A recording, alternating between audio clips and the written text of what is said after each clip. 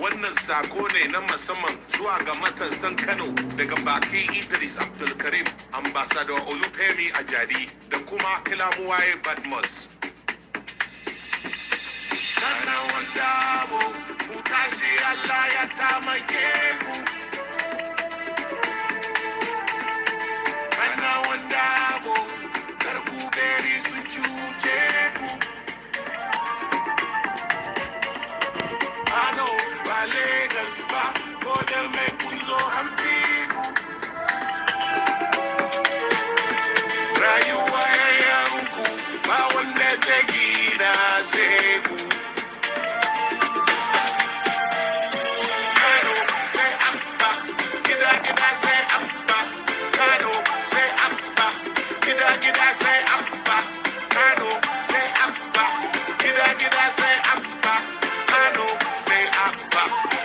Gida sai abba kun fito zabe cikin rana ga zafin rana ga kishin ruwa wasu ma cikin su akwai yunwa kun jure kun yi dan gobe ga cin hanci kun ki karba sun turo yan daba ba ku gudu ba kun yi jarumta dan kanku Hainak ya ce kun yi nasara kun zabe abba da kuke so alhamdulillah kowa murna kowa ya ce da duk duniya kuma kun raya demokradiyya kun nuna wa Kano soyayya makiya Kano suna kiyayya kun zaba gwani da ya dace sun bi ta kotu za su sace ana wanda abu ku tashi Allah ya tamake ku ana wanda abu kar ku bari su cuce ku Kano ba Lagos ba ko da mai kun zo hamfi ku rayuwa yayanku ba wanda zai gina sai ku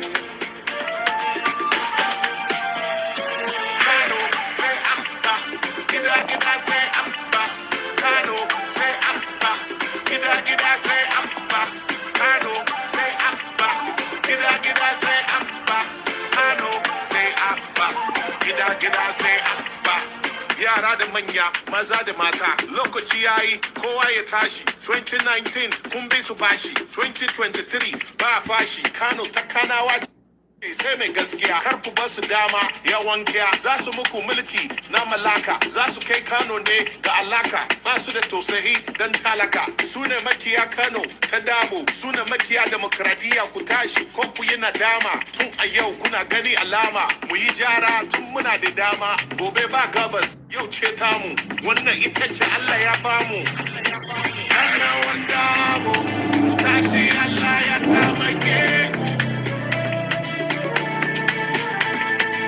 ana wanda mu kar ku bari su cuce ku Kano ba Lagos ba ko da mai kun zo hamfi ku rayuwa yayanku ba wanda zai gina sai ku Kano sai abba gida sai abba Kano sai abba gida sai abba Kano sai abba gida sai abba Kano sai abba gida sai abba. Hi guys, welcome everybody. How you doing? So this is actually one of Idris's Abdulkarim songs that I found. I bumped into, and I thought, wow, okay, let me bring it here to share. The guy has been singing about everything that's been happening in Nigeria for a little while now too. Most of his music has gone unnoticed. No surprise there. Everybody, all the songs they are singing, everybody wants the one where people are, talking rubbish. But anyway, guys, welcome back. Welcome back. So the reason why I came back is because of one of the space that I happened to listen to, that Professor Chidi Odinkalo was on. Actually, it was about his book, The Selectorate, as he called it. I think I'm going to buy that book. Now, in that book, right, I mean, as Professor Odinkalo was talking, I kind of share a lot of the things that he has expressed concerns about. he says that for him, opposition is about, making sure you get the people in power to do what is needed. I'm summarizing, I'm not saying what he's saying verbatim. And I can't but agree with him, because even though we talk about electoral reforms and the rest of it, right? Who will enforce them? It is the judges. Now, there are people, like he said, for what I mean, people have been influencing judgments. Not be today starts, right? It's been judgments have been influenced, but you need judges who are fair, who are unafraid to make the right decisions. But the question now is, who's going to do that? We need the critical people to come out and do that. Who are they? Now, he had a lot of things to say about opposition, and I quite agree with him. I am not going to pretend. I quite agree with his opinion about the opposition, because right now there's no opposition in Nigeria. And this brings me back to what the hesitants have expressed before, that this coming election, we need somebody who is ready to match madness for madness. If you're not going to do that, then there's no need, to be honest. There's no need gingering people up, they go and vote, and then we're not going to do that. I don't think people have the energy for that anymore. You know what he said? Professor Odekale says Tinubu is he's not going to put together an election that he's not going to win. And I agree with him. He's not going to do that. Tinubu is not going to do that. He's already positioned himself. He has given himself the federal is it? I don't know what is FEC now. I can't remember what it stands for. They've given him life insurance. His vice president, his ministers, and top of government officials. They've given them life insurance. This man, what he said is, we need to be putting attention on. T-Pain is probably is going to push for third term. Everybody's talking about, upcoming election and all of that. The man is using style to push for third term, and nobody's talking about that. And with the way things are going, with the mayhem that's going on in Nigeria, who's to say that T-Pain is not going to get what he wants?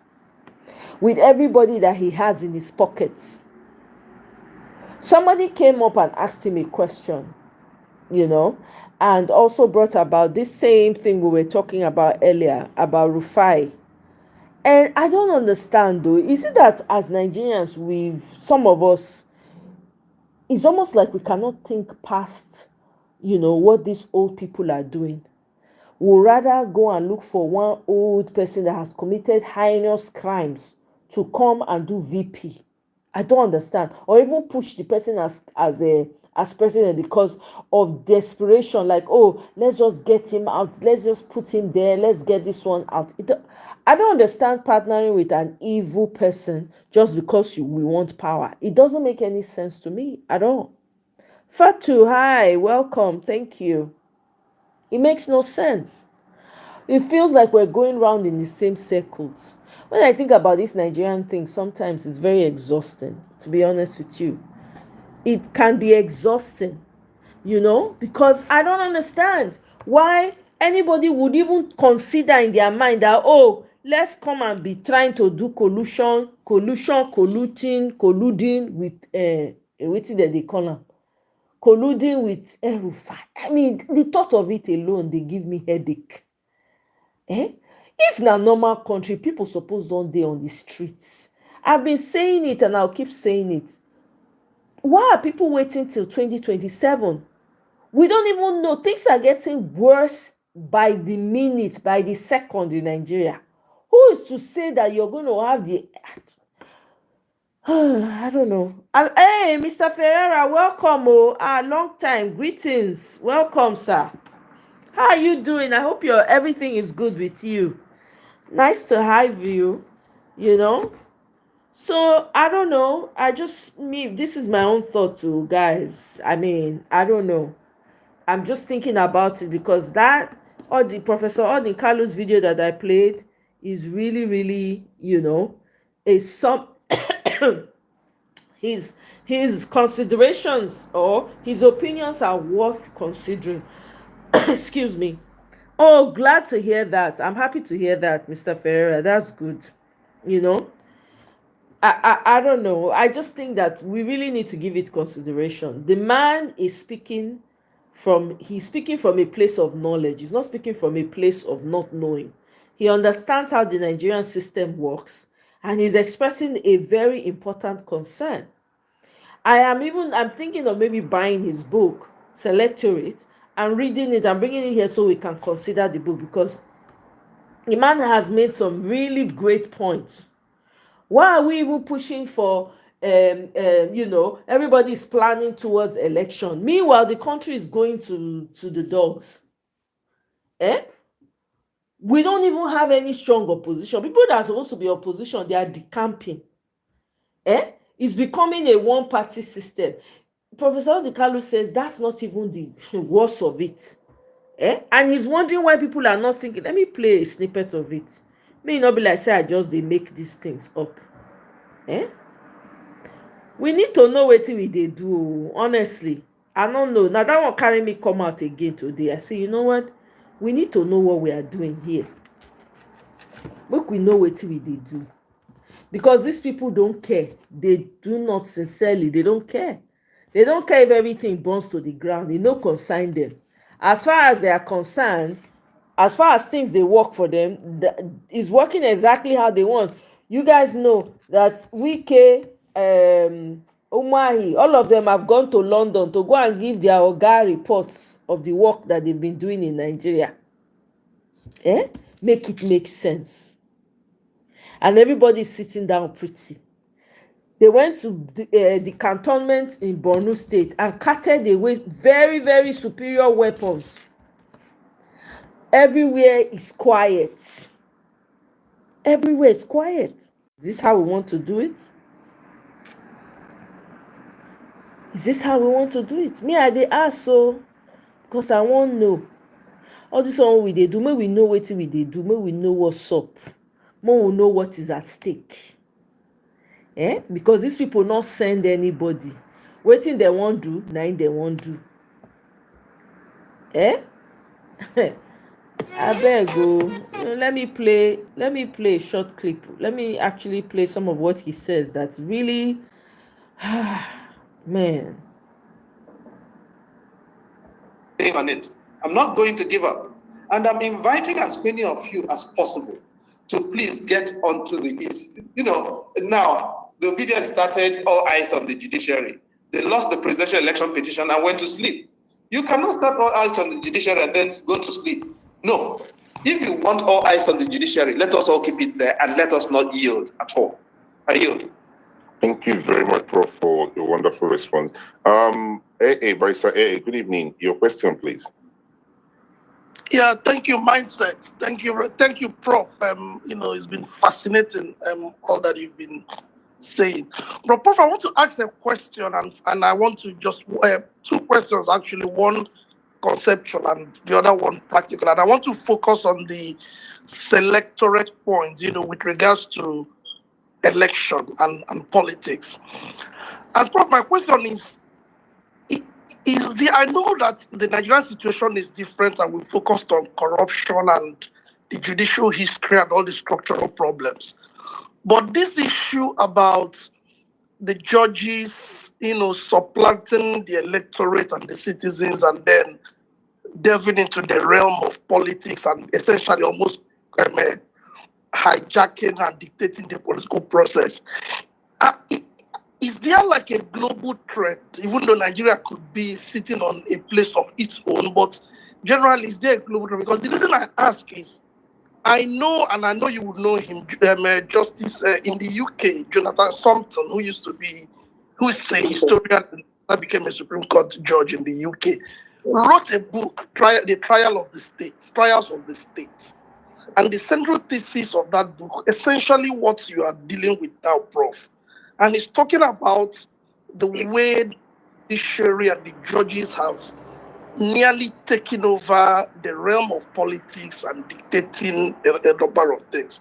Then you go to the US, you see that, legal scholars are also talking about it. So could there be anything about contemporary politics that actually contributes to it? I know that Nigeria has its local peculiarities.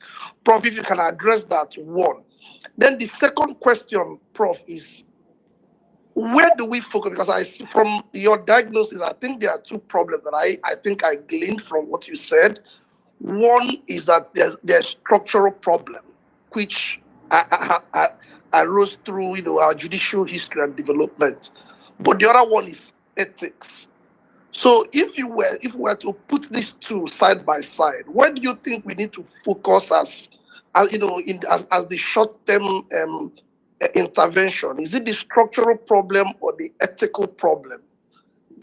If you can take this, Prof, please. Thank you, sir. Well, thanks a lot, my brother. Fantastic questions, actually. Now, again, the first chapter of the book tries to frame this issue in comparative terms, and part of that is examining precisely the first question you posed. Now, if you look at the United States, of course, the United States system is somewhat unique in the way it operates with the party systems and judicial appointments. Although it's only after the Robert Bork appointment in 1987 that judicial appointments got toxified. First Bork, and then, of course, Clarence Thomas's succession to Thurgood Marshall in 1991. Correct? So if we look, so the U.S. system, I think, is unique and has evolved in its own way. But then again, you've also had crossovers in many ways, haven't you? So if you go back to the history of the U.S. Supreme Court, you'll see that L. Warren. I'm sorry. And this is nowhere. President Jonathan's assumption. He also makes that point in he's gone, and may God do his thing, and may God grant his soul mercy. But as a fact, there is no way Ngota could have been is the one to whom I yield. Thank you very much. Organized to be able to do that, do it. But don't come and tell me to come and support you as Labour Party or PDP or QED. No. All right, thank you very much, Prof. Dr. Odo, please quickly, your question. Oh, sorry, excuse me. People don't know how bad this thing is. How can you declare the kind of state of emergency they declared in Rivers State? How should we manage the issue of counter-protest, which is usually sponsored by those in power?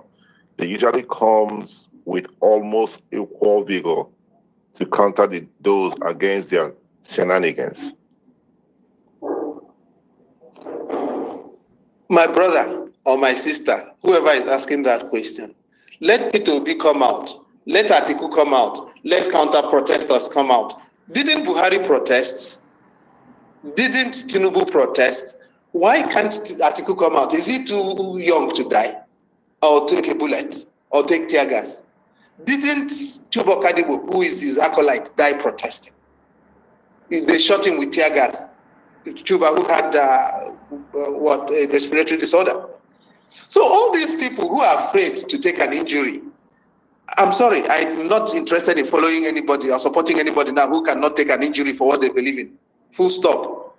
So if you don't want to take an injury because you want counter-protest or you're afraid of counter-protest, get out of the way. Let those of us who want to organize to be able to do that, do it. But don't come and tell me to come and support you as Labour Party or PDP or QED. No. All right, thank you very much, Prof. Dr. Odo, please quickly, your question. Oh, sorry, excuse me. People don't know how bad this thing is. How can you declare the kind of state of emergency they declared in Rivers State and no PDP legislator, no Labour Party legislator, no member of the National Assembly of the opposition could tear their shirt and say, no, this is bad? If just one person had torn their shirt that day and said, I will say, okay, I will follow this person. But you take the most formidable state of the opposition party and nobody actually protests. You don't know the significance of protest. How do people know that there is something called Tiananmen Square today?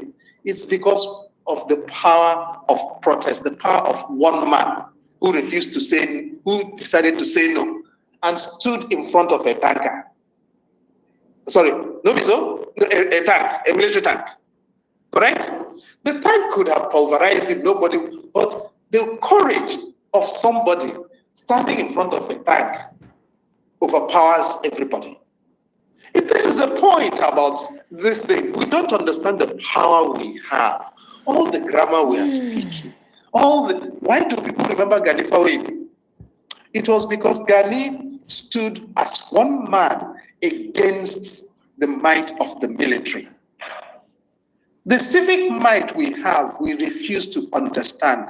And that is why I'm increasingly very visceral against Atiku and P2P. They are time wasters. They should get the fuck out of the way. I'm sorry. They're bloody wasting the time of citizens. They should stop offering people delusions in the comfort of their homes. Every one of us is an adult. Now, if you're 18, you're an adult. Nobody should stop misleading. People should stop misleading us. I will never support Tinubu. I will never vote for Tinubu, except under one condition. If El Rufai is running against Tinubu, I will vote for Tinubu. But except that, I will never support Tinubu. And yet, recognizing that as it is, I am not willing to support P2B or Atiku under the present circumstances because they are time wasters. They are drain pipes of the emotions of people. And I think they should get out of the way and let us try and fix our problems. Oh, wow. Okay, this is getting interesting. It's actually hard talk. Dr. Odo, before I pass the mic to you, please, let me read out another comment. No question on the comment. St. Michael, please, can we get a link to Prof book, or where can we order a paper pack from? Prof, people are asking for the link for the book. I'll send you the link myself. All right, so Prof will send it to me, then I would tweet it out as well. Thank you. Dr. Odo, go ahead, sir. Good evening. Your question. Okay, Mindset. All right, Mindset. Yeah. Good evening, Mindset, and good evening, Prof, and everyone on the platform. Prof, I was holding my breath. You made the last when you delivered the last point there. Prof, I want to first commend you for the wonderful work you have done. I didn't even know that your advocacy has dated back to the 90s and 80s, Prof. It shows that you are not just a man yesterday, you are a man of many years. But Prof, this is my question to you. You have said a lot, and we have an election in the next 1 year because the primaries will happen in, if I'm correct, the forms are out in January 2026, and we should have special candidates between March, April, and maximum May, according to the last timetable that we had. So that means we have less than a year to have presidential candidates. So it's too short and probably too late to be talking about these wholesale radical reforms that we need, okay, to be put in place for the 2027 election. Never mind, the man in that office is not even interested in any reforms. Yes, Mr. Ferreira, you can call on the WhatsApp, so on the phone. Because each time I come on Thailand, people keep saying, "Oh, my candidate is going to win if there is reform or this," because it's a waste of time. I want to know from you, Prof, what do you think are specifically? Or I can just create a restream. Medium term and long I can just let me create a interventions, restream and then I will share the link there. You can be come. deployed I'll to share the link safeguard here the as well. integrity Just of hold the on 1 second. 2027 presidential election. You said something just the last comment, which I have my bread. And it's actually what happened in 2015. The APC told Jonathan that they will declare an interim government if he rigs the election. In fact, the country was tense. It was tense. I do not see that kind of, energy in 2023. It was a joke. It was a joke. We didn't need to go to court. So I want to know, Prof, your own opinion on what is the short-term intervention to safeguard that election, because I don't think we have time for the long term and the rest of it. Thank you very much, Prof. My brother, thank you. Do you want me to be honest with you? Please, Prof, straight to the point. I do not think Tinubu will organize an election and lose it. Full stop. Okay? And not a bunch of people who haven't got a framework right now. So I want to be practical. And so anybody telling me now about 2027, and by the way, as we speak, Tinubu and APC have enough numbers in the National Assembly to amend and in the states to amend the constitution and give Tinubu tenure extension. That is our reality right now. And when people therefore start talking about electoral reform, I look at them and I laugh. Now, I was fully involved in the campaign against third term. I cannot say publicly a fraction of what we did or how we did it. And when I look at what transpired in that, now my bigger fear is not 2027, because constitutionally, Tinubu, as an incumbent president, howsoever he got there, has a right to run again. And if you control NNPC, control Chief Justice, SSS, Chief of Army Staff, have appointed INEC chairman, and have appointed the CBN governor, and the governors of Rivers State and Delta State have defected to your party, and you are in charge of Lagos State government, and you lose an election, something is wrong with you. You're dead, basically. That's the only circumstance in which Tinubu will not win, be announced winner of the election. I don't know about win, but the announced winner of the election, Tinubu will have to be dead physically for that to happen. And so I'm not in the realm of, I'm very idealistic, but I'm also fairly brutally honest with myself to begin with. So this is the first thing. My bigger issue is not whether or not Tinubu serves until 2031. It is the real possibility now, guys, that Tinubu is going to serve beyond 2031. So if you're asking me, my framing of this thing is third-term issue. It is not about, I will not frame a campaign on 2027. I will frame a campaign on third term and start from there to mobilize. But when people can't even see that the landscape has changed beyond 2027, and they are thinking about how P2B is going to be adopted by El-Rufai, who is going to use him to get Igbo sentiment for his 2031 run. Wow. I get tired, of all of this, and they come to abuse me. Anybody can abuse me, or I'm used to being abused. Make your browser and I'm fast. very comfortable being abused. But the idea that of the obedient, my obedient friends, right? I'm not obedient. I'm a skeptic by definition, and I don't like hero worship. So every person has got to be subject to criticism and accountability, and that includes people. Mr. Ferreira, I've shared the link, so you can come in when that you're includes ready. myself and everybody. We've got to be brutally honest with ourselves. If people cannot see that Peter does not have a pathway to the presidency with El-Rufai, and they're celebrating Peter meeting with El-Rufai and going around, then there's a problem. There is a huge problem. And if that is the way they are going to win power, let Tinubu rule until 2031, and then we'll fix our problems. For me, it is very straightforward. But I'm not focusing on 2031, as I told you. The problem we have has changed hands. We are in PHCN. The problem we have now is a third-term problem. It is no longer a 2027 problem for me. In 2027, Tinubu will be announced winner, whether he's in hospital or he's in State House. Tinubu will not campaign, and he will still be announced winner. That is my situation right now, and I've accepted that as the reality. Now what? All right. Thank you very much, Prof, for your response to Dr. Udo's question. Let me quickly read out some of the questions. I know I promised this space will be only for 2 hours. It's only a minute past 2 hours. Please permit me, sir. Let me quickly read out some of the questions. Okay. Excellency, my question is, the point Paul have been making brings the thought of people like the owner of Sahara Reporter, that is someone that is giving opinion like this. Why do we as Nigerians now tend not to take people like that seriously? That's a question for you, Prof. Let me read out some of them so you can respond to them if you can. Tony said, okay, this one is not a question. This question is for Prof.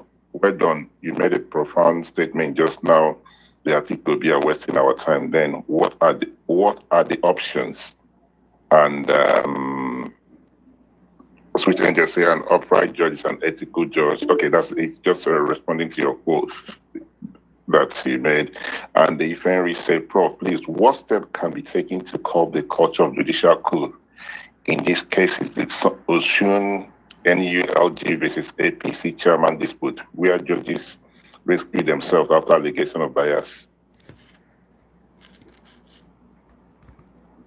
Well, I don't know. Now, people keep asking me, what are we supposed to do? What are we supposed to do? First of all, I'm not a magician. Everybody who is an adult has a right to vote, and I have no right to tell people what to do. I can't even tell my daughter what to do. She will ask me why.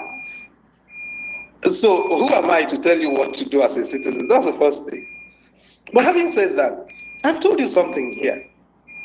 In my very humble, limited opinion, those saying I cannot stop the people who are focused on 2027 from focusing on 2027 because they also have civic agency and they have a right to determine for themselves what they want to do. I also cannot stop myself from telling them that they are wasting time. That if you want to frame a campaign that will capture Nigerian imagination, don't frame it as 2027, frame it as anti-third term campaign. That Tinubu is not going for a one-party state. Tinubu is going for tenure extension. And when he gets the mandate in 2027, he will use it to recalibrate the constitutional landscape and extend his tenure. When you frame a message like that, you actually are more likely to build an unusual coalition because the North will begin to think, you mean this man is going to keep us in the cold for more than this? Even their own political landscape will start altering. In the midst of all of that, we are more likely to throw up a new political leadership. We are more likely to begin to search to find out how we are going to try and resolve these things. Of course, it's going to be difficult to tell Southern Nigeria that their man will stay 4 years and then the power will go back to the North for another 8 years. So there are issues here for all of us to resolve, but nobody has a foolproof answer to all of those issues. But we need to start thinking about what to do. Let me tell you this. Ahead of 2023 elections, I wrote a manual. Anybody who knows or for all of my friends who were telling people to go and collect PVC, I called several of them. I put my thoughts down in writing in detail as to how the election was going to be run. Why? And how could I have done so? I worked as an advisor to Jega in 2011 and 2015. Mute your mic. Ahead of the 2019 elections, I decided because that continued into the tenure of the current INEC chairman. I saw him up close and personal. I decided I didn't want anything to do with him because the man just didn't have what it takes in the departments where you need the INEC chairperson to have what it takes. He didn't. The fiber did not exist. And there are things I cannot say here about the kinds of things, and Nigerians don't know a fraction of the things that occurred. Now, so when I presented the details to my friends, pretty much what I wanted us to hear. He has said it. Pretty much what I wanted us to hear here. He has said it, honestly. And I'll be quite honest with you guys. I don't know. I really don't know because things are getting worse in Nigeria, and the cavalier way that it just seems like everybody is sleeping, nobody is doing anything, and people are shouting 2027 election. The truth is that who is going to give you 2027 election if hey God, who wan give you 2027 election? These people are not ready to give you any 2027 election. If your mic is on, I don't know that you dey cook or something. Eh? So I don't know. It's I don't know. It's really The way things they go for Nigeria, it's not normal. Everybody's just rushing into one party. We don't have any what's it called, opposition. Nobody's taking a strong stance. It's almost like everybody's just not I don't even know. I don't know what else to say. If you get what you want talk, I beg, just make you just talk, because I don't know what to say right now. I'm coming, sister. I want to laugh small. No problem. you know Hey, Mr. Ferreira, welcome. Oh, greetings, long time. It's good to see you. Oh. You don't say. Can you hear me, Mr. Ferreira?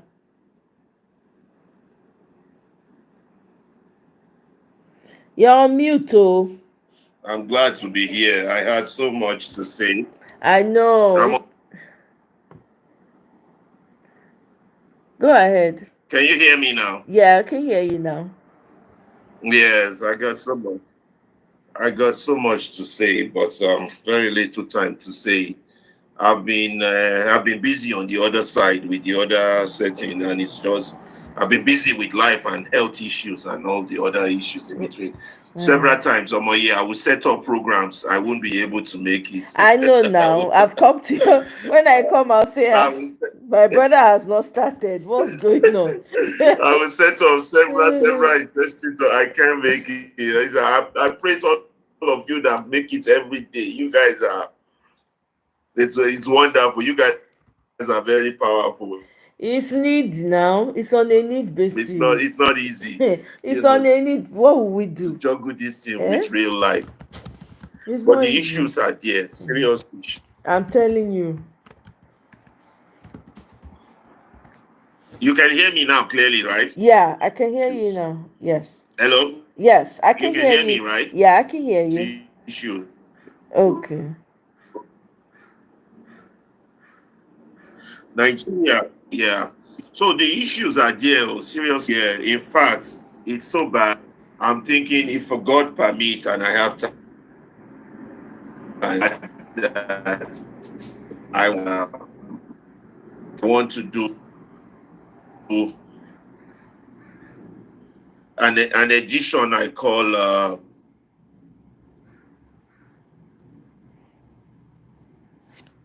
we can't hear you anymore. In this life. Okay, now we can hear you. One, pragmatic reality. Let's say I want to cross a river. You can't hear me anymore. Now I can hear you. What is happening? Now I can hear you. Turn on this one so that's echo, does it? Okay. Yeah, I'm trying to figure out what is happening. Okay. Yeah, there's this thing they call pragmatic reality in life. And every human being, every animal, or every living thing has, they will not survive to adjust to their pragmatic. Let's say you want to cross a river, and the river is 20 feet deep, and you cannot swim. Your pragmatic reality is that you need to find a floater to get across that river. You don't dive in when you cannot swim. The only group of people I have seen that don't deal with their pragmatic reality are Nigerians. Very disturbing. Let's baffling. Personally, I have outlined what Nigerian problem is. Everybody likes to repeat it. One is collective silence. What is causing that? You can come up with is those of us who went to school, who claim we went to school. Your own argument. BSc, bachelor's, master's, doctorates, PhD. Or those of us who are lucky enough to have witnessed the white man's land. Those are like to call the elite. That's number two. Then number three is our real problem itself, the big man. A system of government that separates slaves and masters, the big man. Are benefiting, and they are together. Now they don't have a difference in religion, as most of you like to argue. And they don't have a difference in party either. These are the pragmatic reality, something some people would like to call the truth on the ground. But a lot of Nigerians don't see it. Why they don't see it, I don't know. Maybe they are pretending to be asleep, or they're just pretending, or they are delusional, or they're just high on palm wine. I really don't know. But the Nigerian problem is there for even the blind, like Stevie Wonder, to see. But the Nigerians wouldn't see it. Let us start with use of vocabulary. Every Nigerian adult would like to use the term democracy. We have democracy. We have democracy. That in itself, it's a lie. It's a delusion. It's a misconception.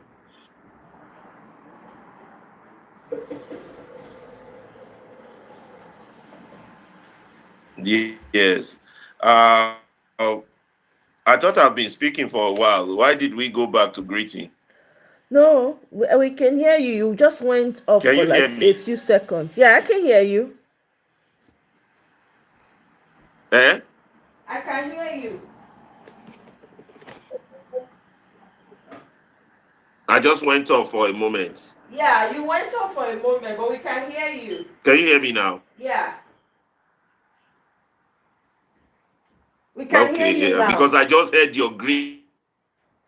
Oh, maybe it's playing back to you. I I don't can know. hear you. Yeah, we were hearing you clearly, and I then was you went wondering why off. it went. Yeah, it went off for like a moment, and Yeah, I then can hear you. then it came It was back. playing back. Okay, Yeah. okay. It was okay, okay. So what I was saying is that now when 2023 happened, you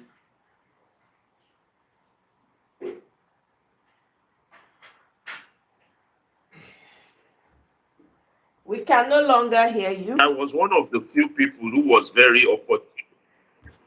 Why is this Now thing we doing me can like hear this? you. Can you hear me now? Yeah. This is the first time I'm using this computer. Maybe this computer, I don't know.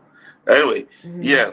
When that 2023 happened, I was one of the very few who was opportune to question Peter Obi himself and asked him, now what? What are we doing? Now that this has happened, what are we doing? And I during my question in one of those the TV shows or those shows, I asked him the quote for him, the quoting of Nelson Mandela, which said about where he says that a country where everyone is equal is something for which he's willing to lay his life down for. Is Peter Obi ready to do that? I didn't get a straightforward answer from him.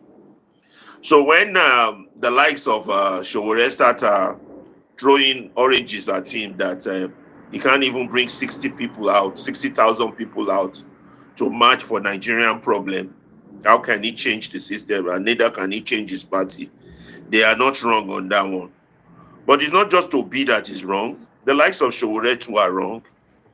Partaking in an election you cannot win is also wrong.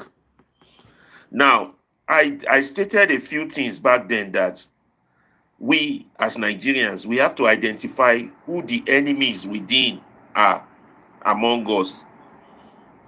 Until we outline it, what do I mean by enemy within? There are enemies within whereby there are some people involuntarily, they are supporting the system that needs to be destroyed.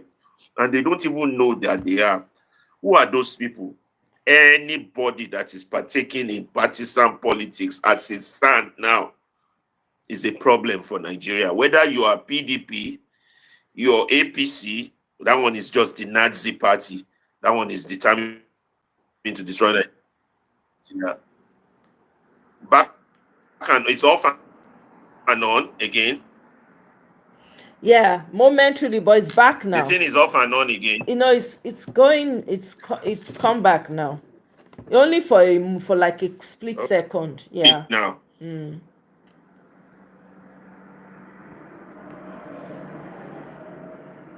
Now we can't even hear you anymore if you are speaking, Mr. 3 seconds, okay. Yeah, that anybody who is partaking now, yes, is an enemy of the nation. Anybody who is partaking, whether you're in PDP, LP, APC, AAC, or any party, you are an enemy of that country.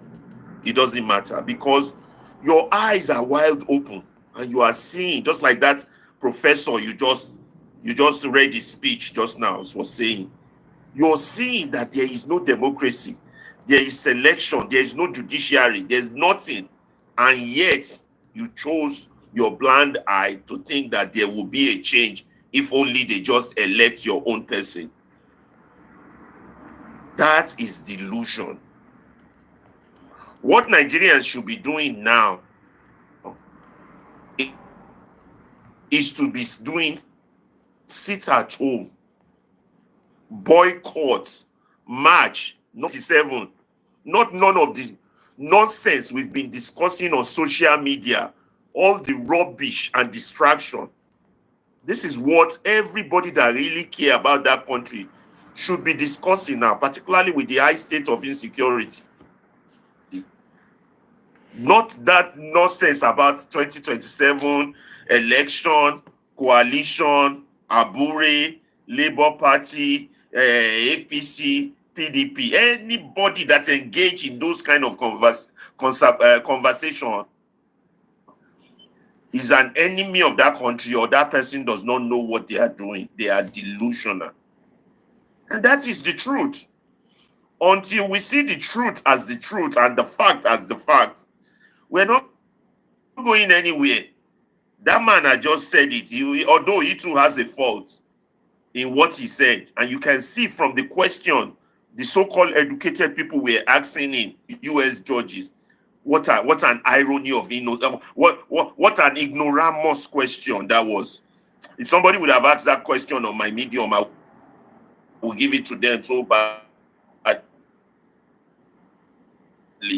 They would know where they stand.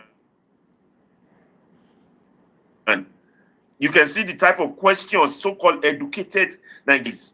You see the type of poison. Oh, girl, we get problem. Or make I stop there, make others talk. But the truth still remains.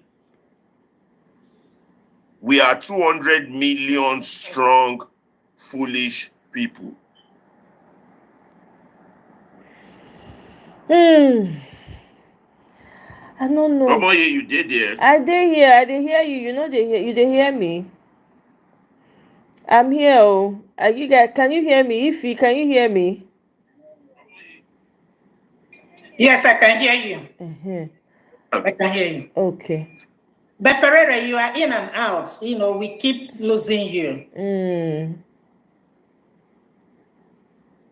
If you talk, anything you want add, cause me, I'm tired. Give me 10 minutes. Okay, no wahala. Yeah. You know, Mr. Ferreira, before our 10 minutes reach, go ahead. Let me add. Yeah, go ahead. Yes.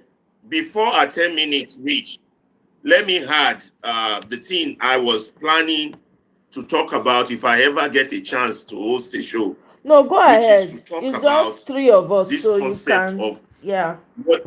Yeah, I'm continuing.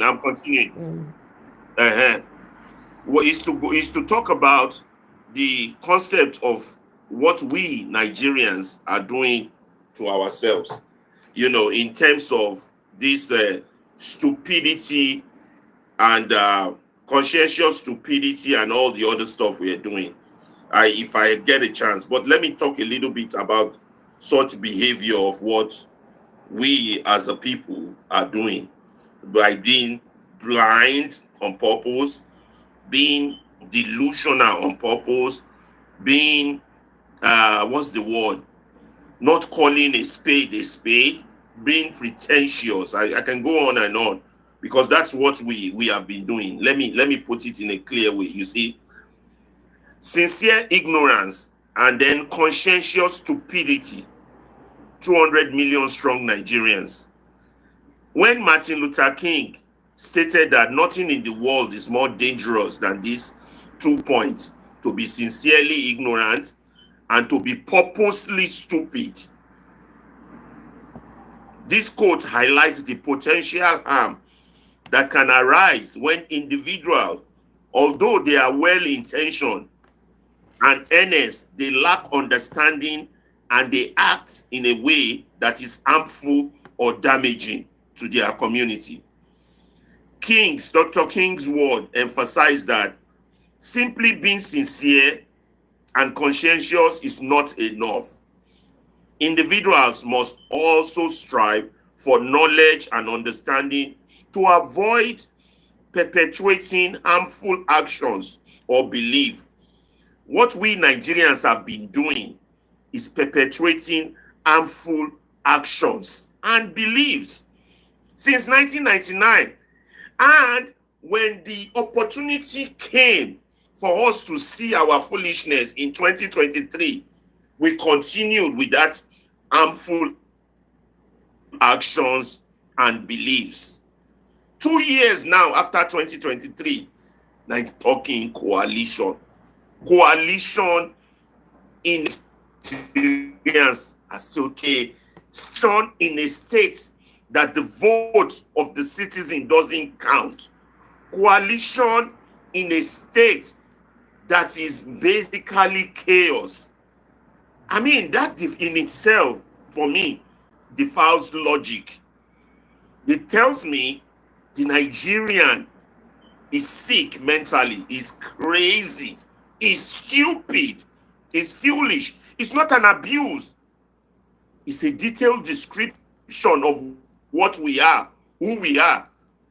Particularly when you hear us talk on social media, you hear us talk on the news, you hear us talk on NTA, on Arise, on Channel. You hear the questions we ask, considering our present things we talk about. Yeah, we have ample evidence to tell us Nigeria does not belong to us. You have the state of Rivers State. You have what happened in Edo. You have what happened in Anambra. You have what happened in Ondo. You have ample evidence. Evidence that's what a reasonable, we call beyond reasonable doubt. And yet, we are still talking coalition. Talk about having the wrong discussion, having the wrong conversation. I mean, we get problem. Oh, I don't even know. Let me continue.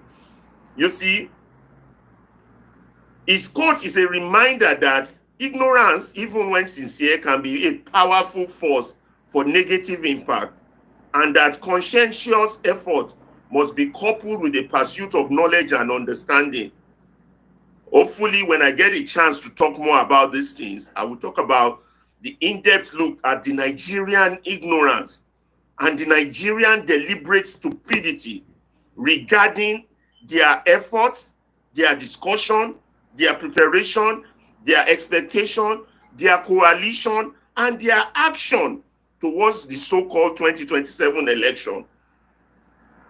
This is a heart-wrenching truth of our collective foolishness towards our country and the pain that we are currently feeling. Oh boy, make not be only me they talk, make others talk. But the fact is, something is wrong with a typical Nigerian character, and it has to be called what it is. It's just like that man said it. How many times do they have to tell you that Nigeria does not belong to you? How many times do they have to show you that Nigeria does not belong to you? And yet, you continue to partake and participate in the madness that proves that it does not belong to you. It is not the politicians that is mad. It is you. It is not Tinubu. It is you that is participating, that is a member of the Labour Party. It is you that is a member of the PDP. It is you that is a member of the APC. It is not those bad people. The problem now is not them. The problem are the Nigerians themselves. Well, we don't want a war. We have to do it through election. Election under what ground? Right now, every Nigerian should be staying at home Until the chief judge, well, we can go into if there's no reform, you can't speak. There's no protest. There's no reaction. Of course, the bad person will continue to bully you, throw you in jail, lock up VDM, lock up anybody they have to lock up Dele Farotimi, do whatever they want because you allow it. You are afraid to die. My people say, too fear to die. They always have reason to fear. I don't want to. If you don't stand for something, you will fall for everything. The problem is not the Nigerian political criminals. Everybody wants to come out and criticize them. The problem is our individual self that continues to partake and participate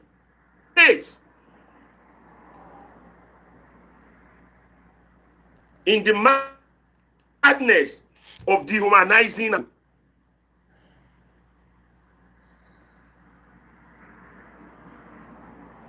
We are not hearing you anymore.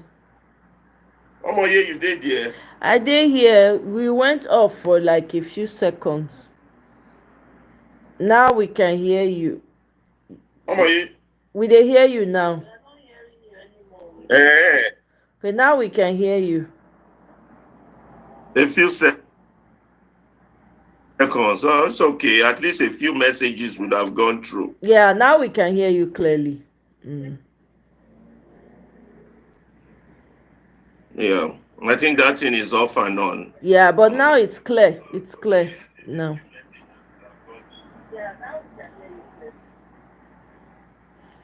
Yeah, so the problem is not the people doing it to us. You see, the problem is us, and until so what Ojika Kalu said is true, but even Ojika Kalu too got it wrong.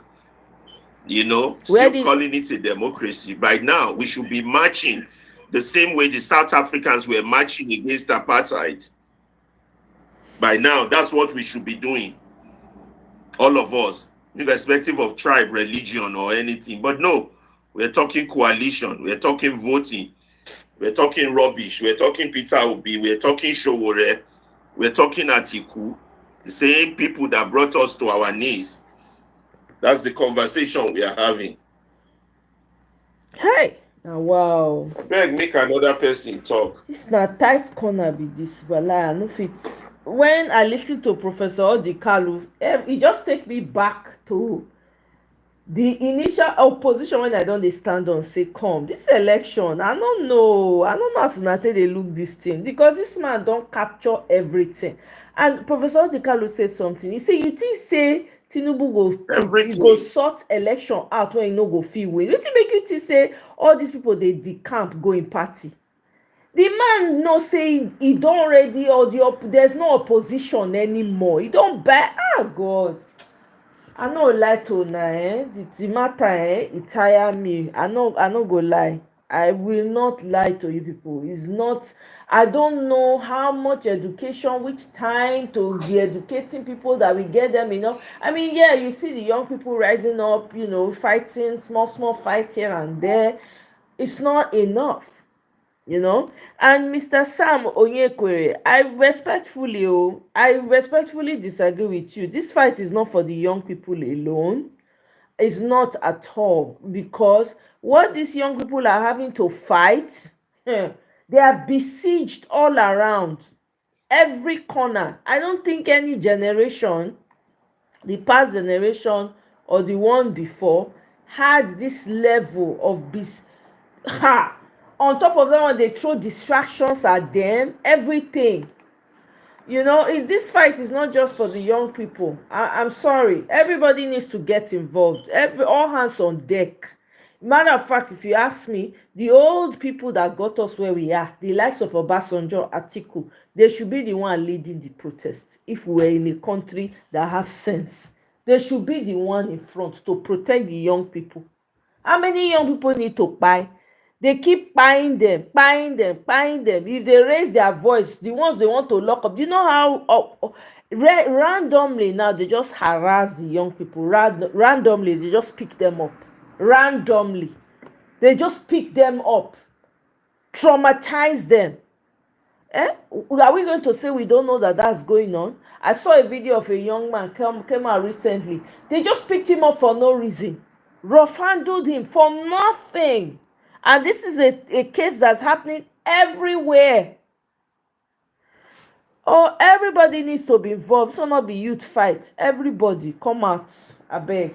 Nobody born children when they throw away like that. Now go born children finish, especially when they come fight when big pass them. I beg go. I beg. Make everybody come out. The old people, Atiku, Obasanjo, may all of them, they hold their shakabula they front. But nobody's even talking about that. Utomi came out and was talking about, he wants to lead 7.2 million people. I'm waiting. Where is the 7.2 million people? Where are they going to come from? Where is he going to get 7.2 million people from? I don't understand. Right? I'm here wondering how. I don't see any education going on about bringing the 7.2 million people. How? How do you get them to go to the National Assembly to go and take over the how? So many fragmented fights up and down. I beg, I don't know. Instead of if there's any coalition really that should be happening, it should be coalition to lead protests, not be to do election. Look at how messy the country is. I don't know. I'm tired. The matter tire me, I no go lie. I just think I might say, God, I beg you. All these people, when they fight since 19 Brogodo, they see they talk, okay, come out, organize. Come out, file out. Well, it's either that or you people sit inside the mess Tinubu has created for the next 4 years, till 2031. If we come out of it, while other countries are moving on, let's remain where we are, because I don't know, it doesn't show that there's anybody that is ready. Look at what other African countries are doing. They are securing their countries, securing it.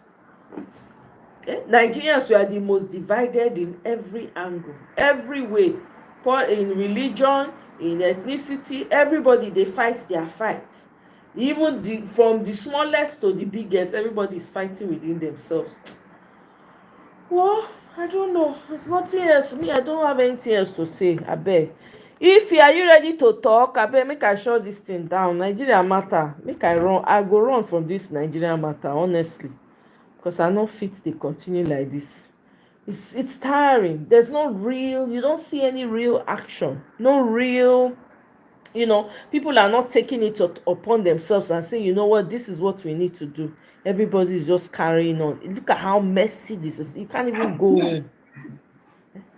Okay, good evening. Ferreira, long time. I hope you're doing well. Okay, sis, good evening.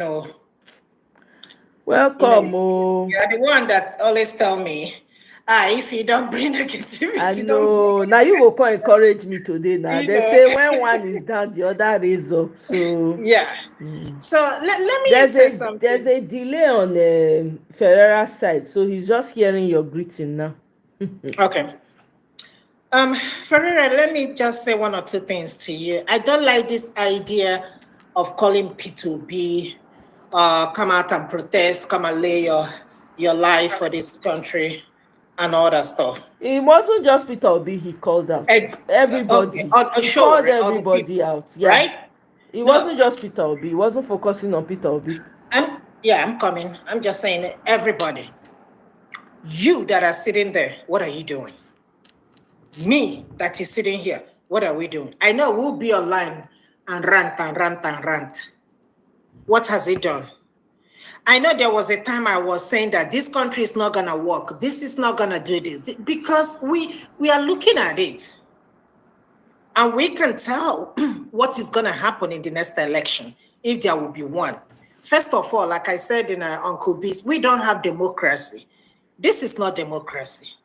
If we look at what is happening, everything the Oyibo people, they have given us, none of it has worked for us. We need to find out that at this point, what works for us. This democracy is not working. We are a country of 200 and something million people. We have different culture. We are so diversified. Different ethnic groups speak different languages. We don't even understand. The only language that unifies all of us is English and broken. That is the only thing. But if we want to remain as one country, we need to find out what works for us. This democracy is not working, unfortunately. Unfortunately, everything that they have given us, none of it is working. I might, because yesterday I was talking to myself. And I said, you know what? Everything our colonizers or imperialists, like my boyfriend will always say, they have given us, none of them is working for us. None, including Oyibo wedding. None is working for us. Everything we are copying from these people is working for them, but it's not working for us. We need to sit down and find out what works for us. Nobody, I'm not even worried about 2027 election because that one is bygone and bygone. Nigeria, we are gradually losing grip of this country called Nigeria. We Nigerians are not doing anything. Tinubu is busy mobilizing his people. Obasanjo is not speaking up. Atiku is not speaking up. Or let me say they're not speaking up enough. Just like somebody that stepped down from Tinubu's government, one northerner, I can't remember his name. He said, Nigerians, we are being held hostage by 2,000 people in a country of 200 and something million people. So we let 2,000 people to monopolize this country called Nigeria. Nobody's talking about the buying that is happening in every part of the country. The reason why we are still talking here is because maybe it hasn't affected any of us or any of our family members. But people are buying. Children, fathers, mothers. And nobody's saying anything. People are so much focused on 2027 election. And we're going to ask ourselves, what has 2023 done for us?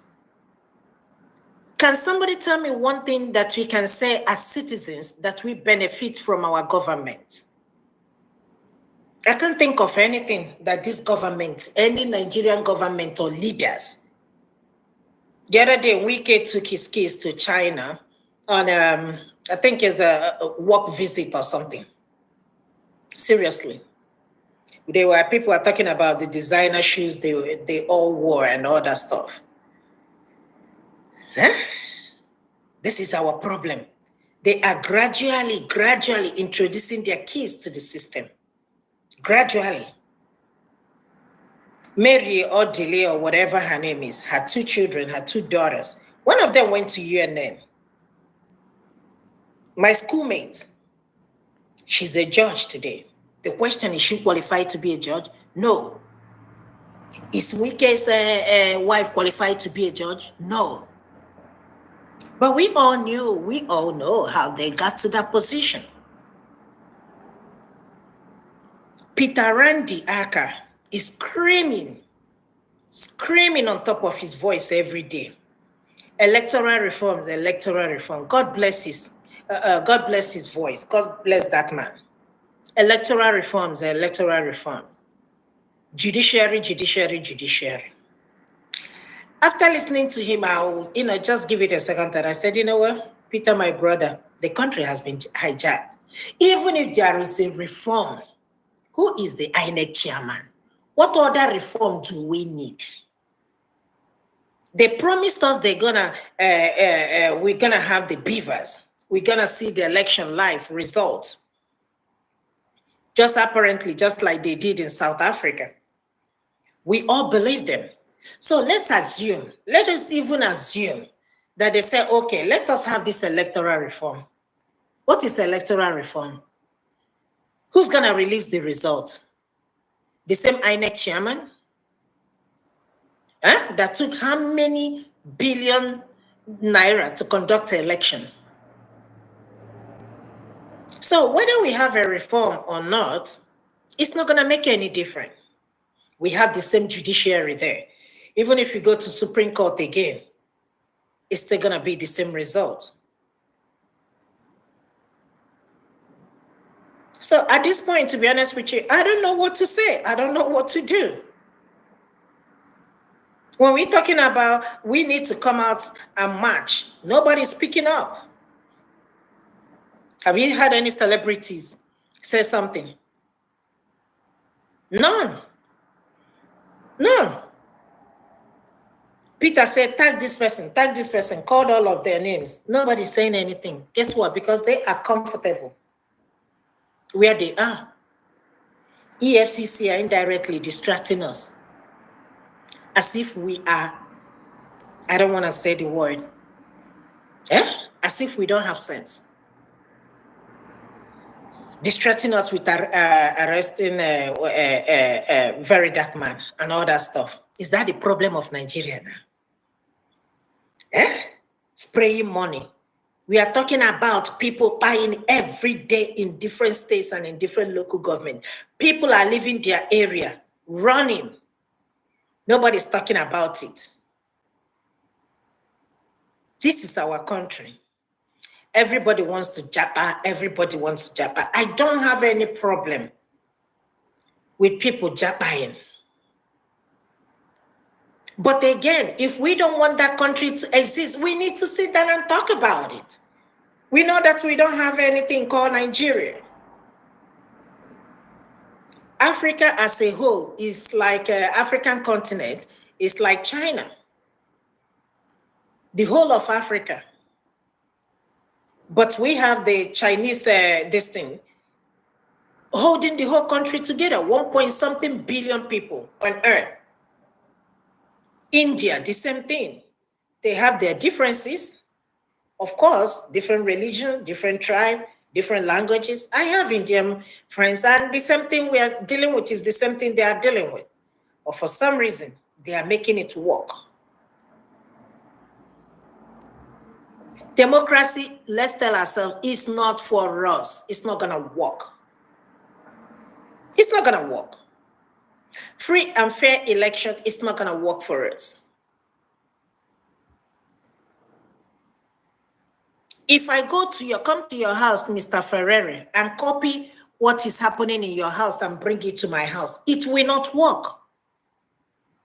If I come to Omoye's house and look at her beautiful family and say, hey, I'm going to learn from Omoye, I'm trying to bring it in my family, it will not work. Because we are different human beings, different family dynamics. It's not going to work. So at this point, let us agree and understand that democracy is not going to work for us. We need to find out and sit on a round table and decide how we can move this country forward. If we think that we're going to move it forward via election, it's not going to work. Ballot box is not the way to move Nigeria forward. We have seen it, and we're going to see it again. Do I still expect people to vote? No. It's because our selfish interest. Atiku doesn't want to give up power. He must be the president. Obi, Showore is busy talking about Obi. Anywhere he sits down, he will carry Obi in his mouth as if Obi is the problem of Nigeria. Oh, Showore, do something then. What are you doing? Do something. March. You have marched before. Keep marching.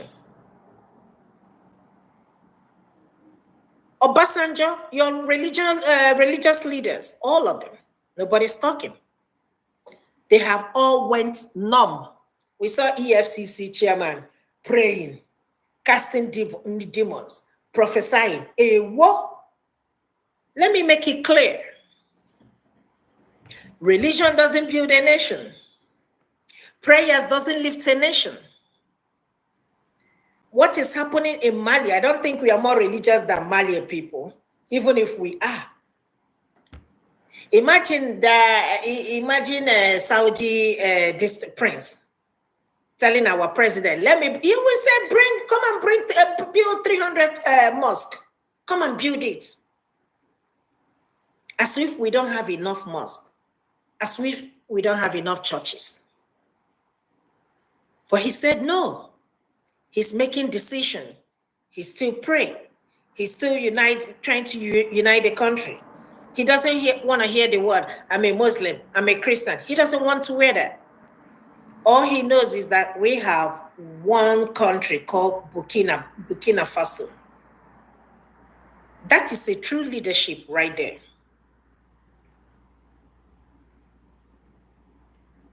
You people might disagree. Oh, he's a military. Oh, he's this. It is working for him. It is working for their people. The Burkina Faso people, anytime you talk, they are so proud of your president. Are you proud of our president? All of us sitting down here, including me. People that will come here and criticize Tinubu, but come here and praise Trump. And you ask me, what is the difference between two of them? We come here and criticize Tinubu, call him names and all that stuff. Is there any difference between him and Trump?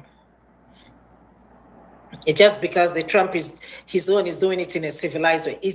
Trump has bought the Republicans. They can't even speak up.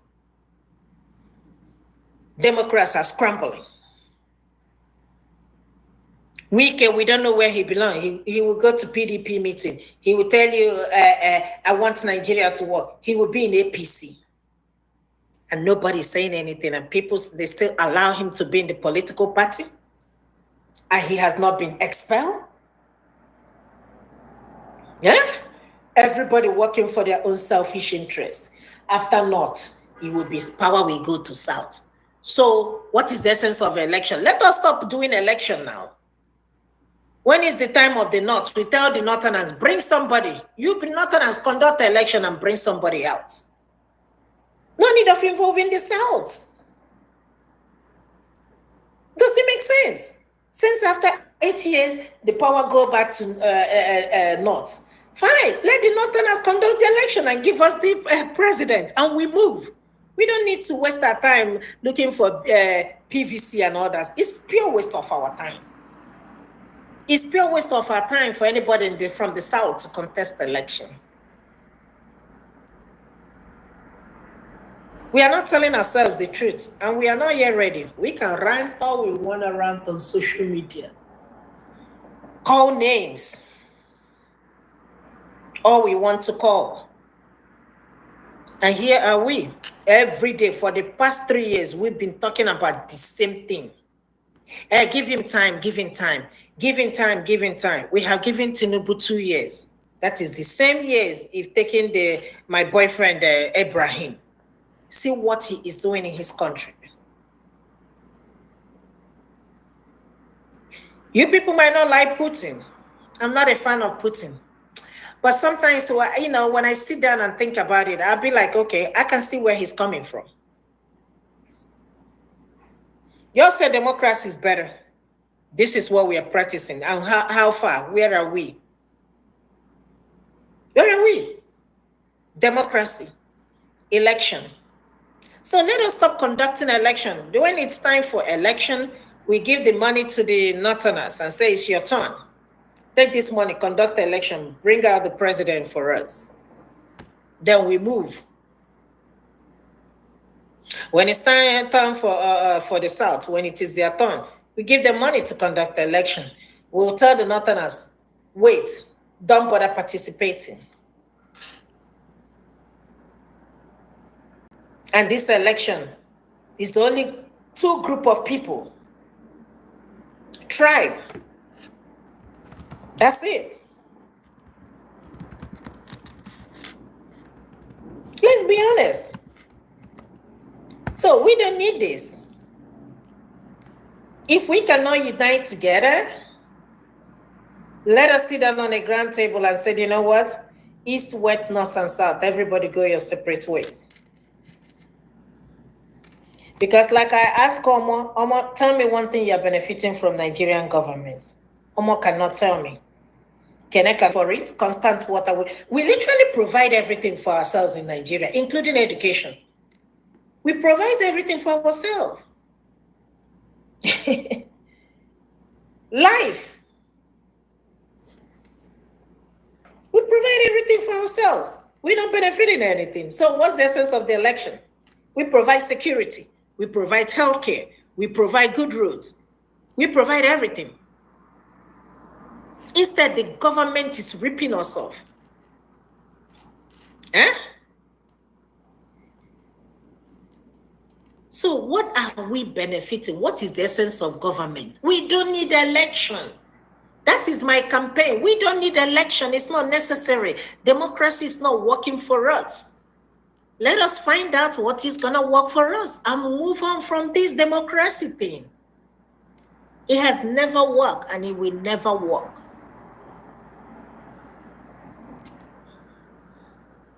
It's only, I mean, imagine, let's even imagine Peter Obi, Showore, Atiku, Obasanjo, all these top politicians. Imagine all of them coming together. Let me backtrack a little bit. How many political parties do we have? We have almost 20 political parties. Who does that? Which country does that? Which country does that? We don't need all these political parties in one country. APC will take power. After that, maybe next time it will be SDP. Everybody will jump back to SDP. We'll be jumping from one party to another with no accountability. Somebody can jump from one party to another. It doesn't happen in a so-called democracy.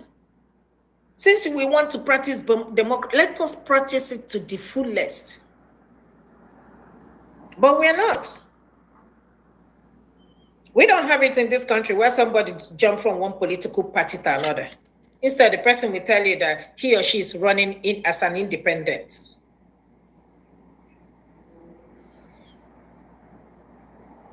The government is just a figurehead. It is actually just a figure. They're not doing anything. They're just there.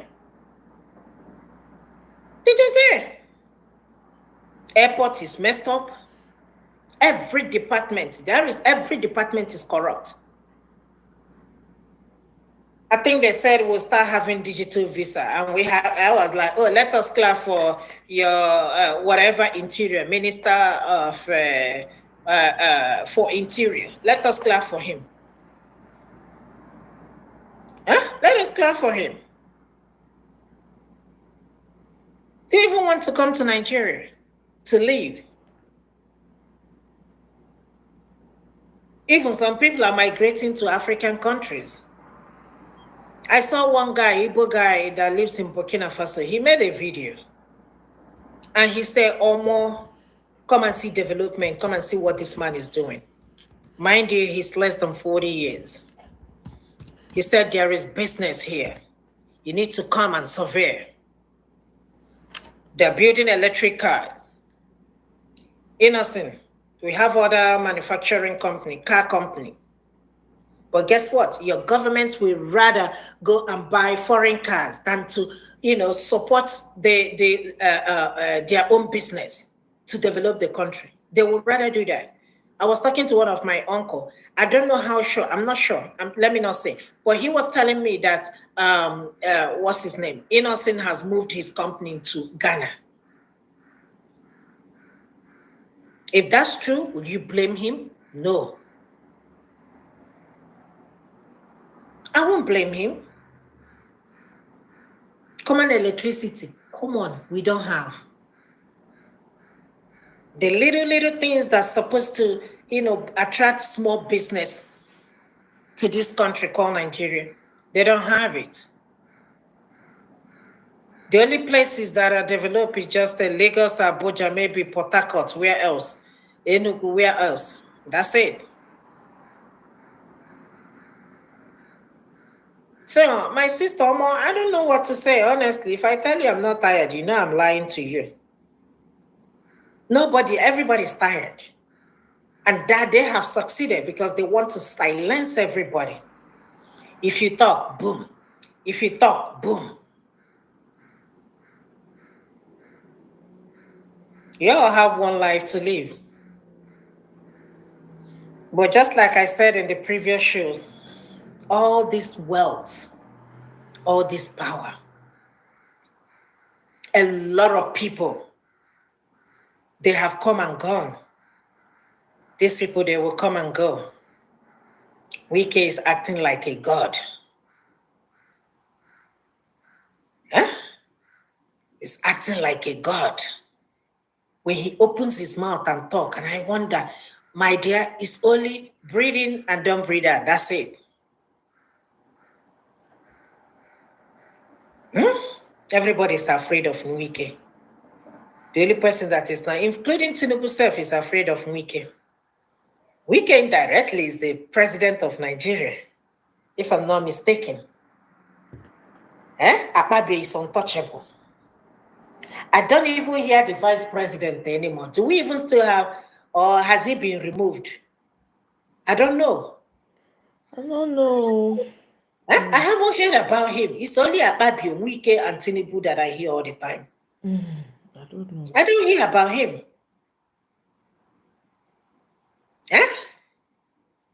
And people are saying, hey, outside, you cannot win election without outside. This and that. Without enough. Even the ones they have won, tell me what they have benefited. Nothing. So, my sister, democracy is not for us. Let us not lie to ourselves. I agree with you. I completely agree. But democracy is not for us. Guys, please double tap the screen to like the show. It's not for us. It's not. It hasn't worked since. The democracy is for the Oyibo people. They came because they want to be able to steal the resources and all. And they found willing tools, willing, as Americans would say, house Negroes that they use. Yeah. So, we just need to. You are going to be their puppets. No problem. And that's why they're giving, you see, what's his name? Tinubu has surrounded himself and everything. So, I don't know. We say, the thing is, the only solution that I see to all of this is everybody just file out. Millions of people just sleep on the street. I'm telling you, that's the only way. You see that, what do they call them? That Sri Lanka style. That's shut the country down. Just shut it down. That's the only way. Everywhere. Shut the country down. No movement, because there's no election that can give us there's no anything is like an exercise in futility. If you're going to be preparing for another election, is an exercise in futility. Forget it. Nothing is going to work. And nobody should come and tell me, oh, let them align with a genocidal little finger because you want Peter Obi to win. Lie, I will sit it out. That's not the solution. That's not going to be. Everybody needs to file out. Literally, everywhere go choke. That's the only way. We are so much divided. I can't even tell you one thing that you can say, oh, because of this, that is why we are unified. Or one thing I can tell you that can unify. I don't know. The only thing that I know that is unifying everybody now is hunger. And it's hitting everybody left and right. Democracy, whether we like it or not, it will not work in Nigeria. I know a lot of people will disagree with me. If it's not going to work, it's not. There's nothing to. It's not. Has it worked? See, how long have we had democracy? How many years? Has it worked? What has it done? In matter of fact, it has worsened. It has given people access to resources they have no business gaining access to. It has opened the door wide open for leeches, for criminal gangsters to take over. That's what it has caused. That's what democracy has done. So we'll be stupid to continue. It's only a madman that will continue to do the same thing over and over again and expect a different result. We need to crash the system. I've been saying it since after the election. The only way out is for everything to just bottom out. Sri Lanka style. That is the only that will make these people run out of the country. But hey, I'm only one person. What can I say? But sis, you know how powerful we are. Remember the initial time when they talked about, protest? A lot of them left. They flew out. They left the country. Exactly. When the NLC got involved. All of them. They were all in the airport queuing up and they were all because NLC shut down for what? It wasn't even up to 2 days. This is the only way. I don't know. It's the only way. Whether take them unawares. yes, no need to be prepping. Oh, we are coming out to protest on the ground 10th. their flight, their private jet, Everything. Nobody's leaving. Let me tell you, but you're afraid of buying. You want me to get you want me to do this. It's gonna take one person. Again, Omo, excuse me, I'm not a fan of Nnamdi Kanu, right? This is a country where you get a terrorist, right? You are saying that, how is that? What is that word they use? The repentant Boko Haram. Repentant Boko Haram. Are you kidding me? Repentant. And then you are, trying somebody just because he spoke up. He's speaking up because he's angry. Naz, what are you talking about? You people will just enter comment section and be typing. What are you talking? Who talked about anyone being a messiah? Have you been listening, or you just want to react? I don't understand you people. That's part of your problem, Nigeria. You are part of the problem. We are talking about solution. We're brainstorming here. Here you come because you have selective hearing. Respectfully. Come on, we shouldn't do. Who talked about blaming did you not hear? Did you not listen to did you listen from the beginning to hear what people had to say? Even Mr. Ferreira came here and talked about everybody not participating. What is wrong with you people? Let me talk to bros. Obi is not the president of Nigeria. You people need to leave Obi. Obi is not your president. Hold your president responsible. Everything Obi. You just hear your blessing that they choke pin for inside. Nobody's talking about that. There is something special about him. Nobody's talking about Atiku. Obi cannot speak up. The little ones he has said, what has happened? You over here talking about accept your Messiah, Obi. You are part of the problem indeed. And you are wicked. You are. That's why Nigeria will never move forward. Sooner or later, we will be queuing up to get Burkina Faso's visa. Very sooner or later, we'll be looking for visa to go to Burkina Faso. They've left, so they're no longer part of ECOWAS. So if you want to go there, you have to get a visa to go visit there. I don't follow that category. I don't sort myself out, Nana Sabi. Yeah, before you want to go now, there are 3 of them. You have to get a visa to go. They're no longer part of ECOWAS. They've left. Brother is saying, Obi, your Messiah. Can't even manage. Tinubu, that is the president. Has he managed the millions of people? He's the president. How often have you seen your president talk? You will hear on the news. He will go to France. No, bring it on, bro. Obi is not the president. Your president had 12 million votes. That's what they told us now, 12 million. Where is he?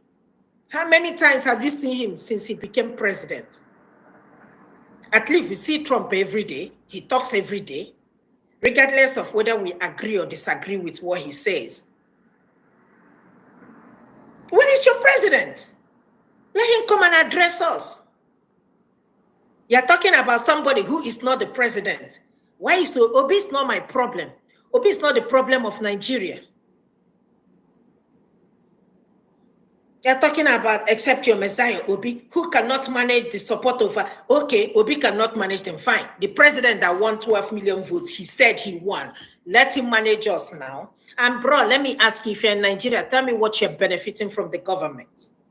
Type, let me hear.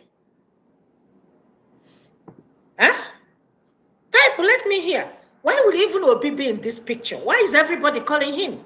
That's the annoying part. This is why I'm pissed. You just enter a comment section. You people will hear Obi's name. Meanwhile, you have a president that is eroding your lives. You The know, only whether you mention Obi from now to tomorrow is not going to solve the problem of Nigeria. Whether let you me tell like you it or also. not, Peter Obi is doing his part. What part are you playing apart from Omo, coming here to come and Nat, talk to him anyhow? Nat, let me address you when it comes to Peter Obi. Peter Obi only had 2 children, Ada and his son. 2 children. With all the money he has, 2 children, they are all grown. You see his beautiful wife. Obi can choose to go to his house and just chill and be, traveling all over the world.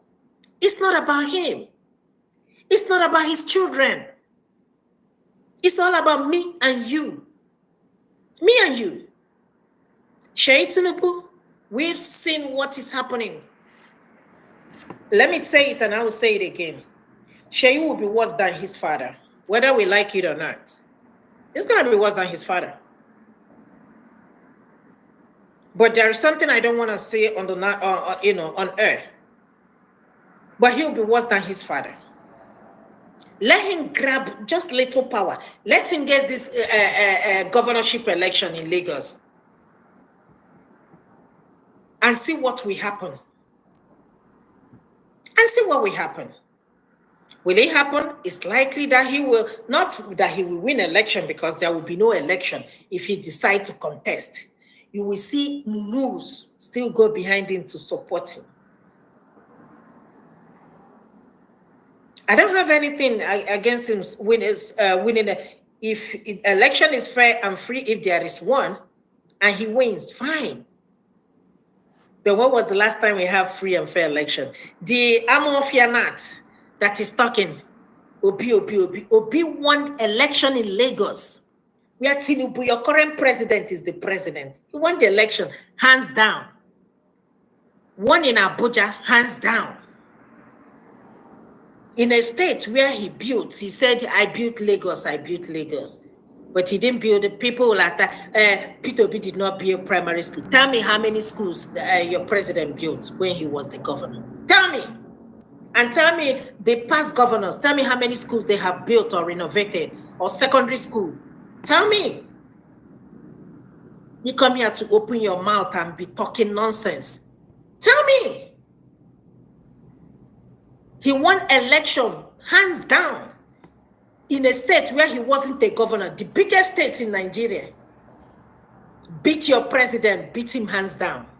We know what's going to happen in the next election. He's going to win all the states anyway. Fear. It shocked them. Immediately they saw Lagos, panic, gripped everybody. That's when everything stopped working. We knew what happened in the election. If not, up till today, the INEC, they haven't come to the House, National Assembly, to testify what happened. Why the beavers didn't work. We haven't heard anything. We've moved on.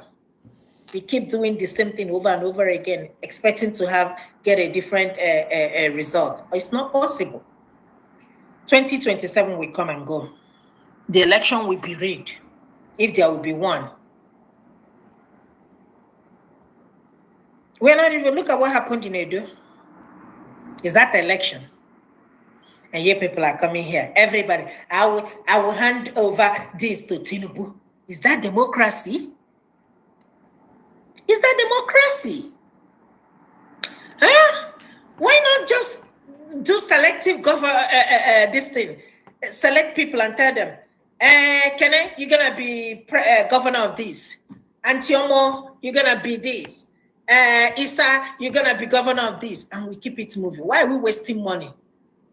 Look at our Nigeria. We haven't borrowed money in the last 2 weeks. I'm surprised. This is like they're going to break a record. They need to hurry up, because at least every month they will borrow money.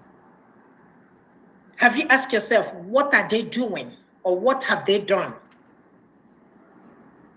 Trump invited Ibrahim to White House. He said, no, I don't have time. I'm busy building my country. That is true leadership right there. That is true leadership. See how everybody's supporting him, sharing him up, hailing him. Eh? All over the world, people are happy.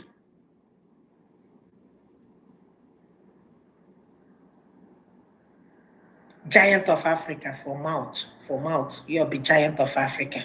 But you don't have anything to show. Eh? You don't have anything to show. Nothing. Tell me what you have to show. Nothing. Everywhere you go in all over the place in diaspora, you meet Nigerians doing great things. Imagine if all of us take our talents back to Nigeria. Nobody will see our back. Nobody. Everywhere you see Niger people, we are doing great things. We don't look backwards. We are moving. We are thriving. We are very successful. Ngozi Okonjo-Iweala's son, I think he made history today. He's a surgeon. His father is a surgeon. He's a Nigerian. But he's doing great things. Yeah, but again, that's the sad part. All those people are supposed to be benefiting us in Nigeria. But look at where we are. Not in the world. That's the sad part. We have a lot of major brain drain that cannot come back to the country because of these stupid people. Exactly. A lot of people that shouldn't even don't even want to be here because of the way people are treated here, but they don't have a choice. Stupid that you're busy talking about, I did this, I did that in Akwa, I did this, I built the hospital, guy, you built all this thing. Tell your president to go to hospital there. Let's see. You go to hospital there. All of you. Go to hospital. In the 70s, other countries, they used to come to UNTH. They used to come to UI, Ibadan, all that stuff. Those hospitals, when you look at it, you see a picture, you'd be like, God forbid, it looks like a jail. I saw there is a hospital down there in the east. EN Hospital used to be, that was where I was born. I was born there. Used to be missionary hospital. And somebody went there and took a picture. I think they went to do charity. This Lord Zeus, this young guy. I cried. My hands was like this. I was like, what? Looks like a hostel. Nothing whatsoever prepared me.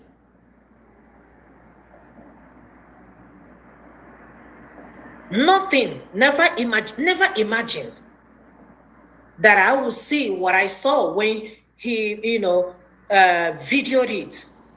The people there. My people. No, don't wake up.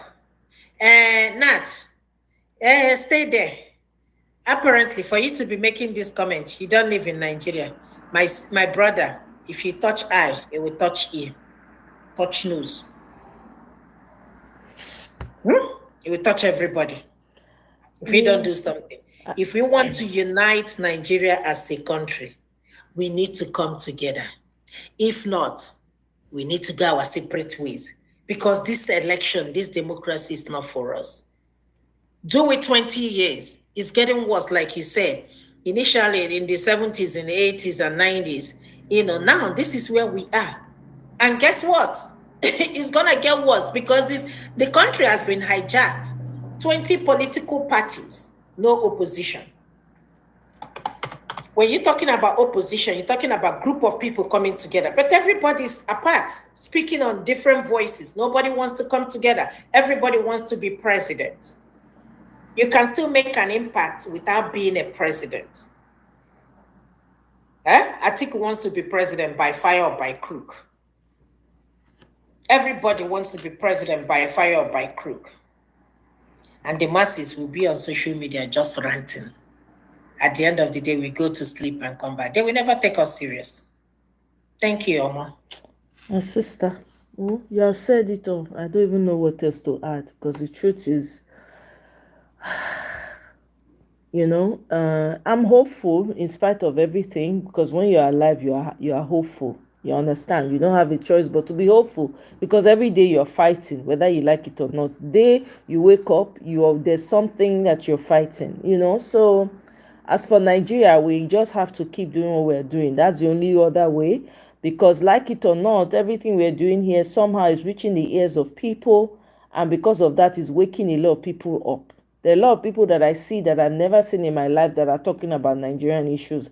If anybody had told me that, oh, you have young people, there's a young girl, all she does now is is educating the young people, young people like herself, about the dangers of religion, calling out pastors. Young girl, she was one of the people that did the 30-day challenge, but she's taking it upon herself now. That's the niche that she's taking up on herself to be doing and calling out. And she even got to the point where victims have been calling her. They do lives sometimes and they come and talk about their experiences. So she's trying to open the eyes of the young people. So everybody is doing what they can. Everybody is playing a role. Me, I'm not going to knock anybody that's doing anything. I'm not going to come here and knock VDM, because if the society was working, we would not have a person like VDM come out. Of course. He would have just been like every regular human being. If the system was working, Showore would not be flying from America to come and fight every time, announce election, protest. If the system was working, a lot of activists that we are seeing right now will not be necessary. They won't be needed. But because we have a failed system, something has to fill that vacuum. So people are doing the best they can in every little way they can. Me, I can't knock anybody. I cannot in good conscience knock anybody. But yeah, of course, are there people that are, spies or whatever word you want to use? Yeah, there are. But what do we do? Until we're ready to do what is needed, then we not get where they go. And Mr. Sam Oyekwere, respectfully, sir, you keep saying putting this whole thing on the feet of in the front door of the youth. I disagree with you. I loudly disagree with you. Everybody needs to get involved with it. The old people got us. Majority of the old politicians and the old elite, some of them got us to where we are. Any old person that watches their young people time and time again being unalived in a society is a fool's death that old person would have died. So let's not kid ourselves. All hands on deck when it comes to this Nigerian matter. Whether you are old, whether you are young, whether you are in the middle age, everybody, all hands on deck. No excuse. We're not kidding anyone. It is our society. If the country better today, or now the same old people go fair and go Nigeria. Is it okay that we watch our young people being put in the line of fire time and time and time again? Not be human being, they not get parents, not be human being born them.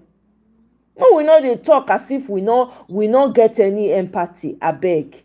These young people don't suffer. Not only are they besieged all around in Nigeria, they randomly pick these young people up now and just do whatever they like with them. Randomly, for nothing. Who's saying anything about that? Who's doing anything about that? They just randomly pick them up, traumatize them intentionally. Who's protecting them? How many young people don't buy on top of this Nigeria matter? All the ones when they come out don't protest. Till today, their parents don't know where their body dey. Wetin we dey talk? On top of that one, their government go dey inundate them with distractions after distractions. Before, if they won't do any critical thing, and so they go bring BBN Naija come.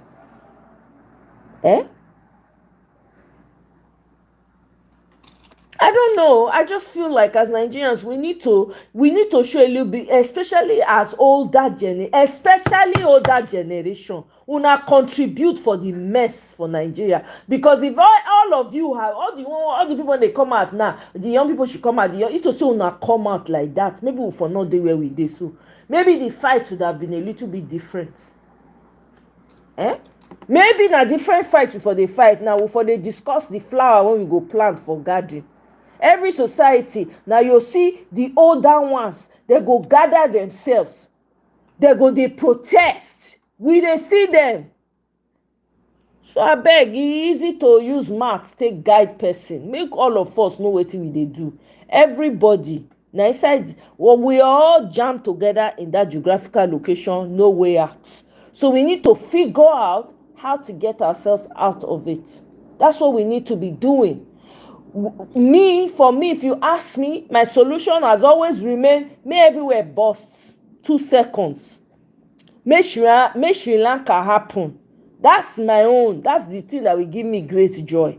But I'm only one person. There's only so much I can do.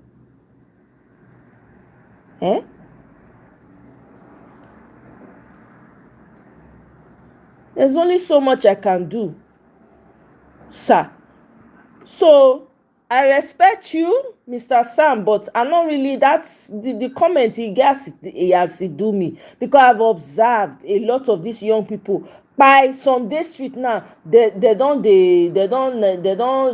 like mad people. Their head not there together again. The ones where they don't use drugs take scatter their life from poor backgrounds. Look at them in Nigeria. Their communities now where they are ravaged by drugs. Did we ever have that in Nigeria? We never had that in Nigeria. Poor person, they get way out then. You go school, you come out, you go help your people out of the situation. But where is the hope for that one now? There's too much against these young people. I'm sorry. There's just so much against them. I don't know. I don't know. Apart from which I do, so I don't know. I don't know what other solution is there. Exactly, Guy and Walele. Exactly. We need some educated ones to agree on the angle of attack and fight the yep. I can agree with that. Oh, okay, Mr. Ferreira, no wahala.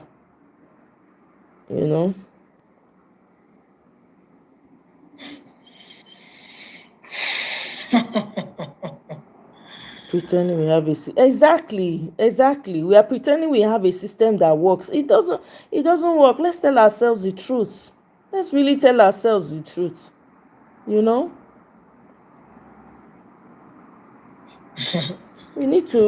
really need to know what we are doing. It's a sad situation, to be honest, and I kind of feel a little bit frustrated today, but I'll be fine. It's just maybe because I am concerned, especially for those back home. I have relatives back home.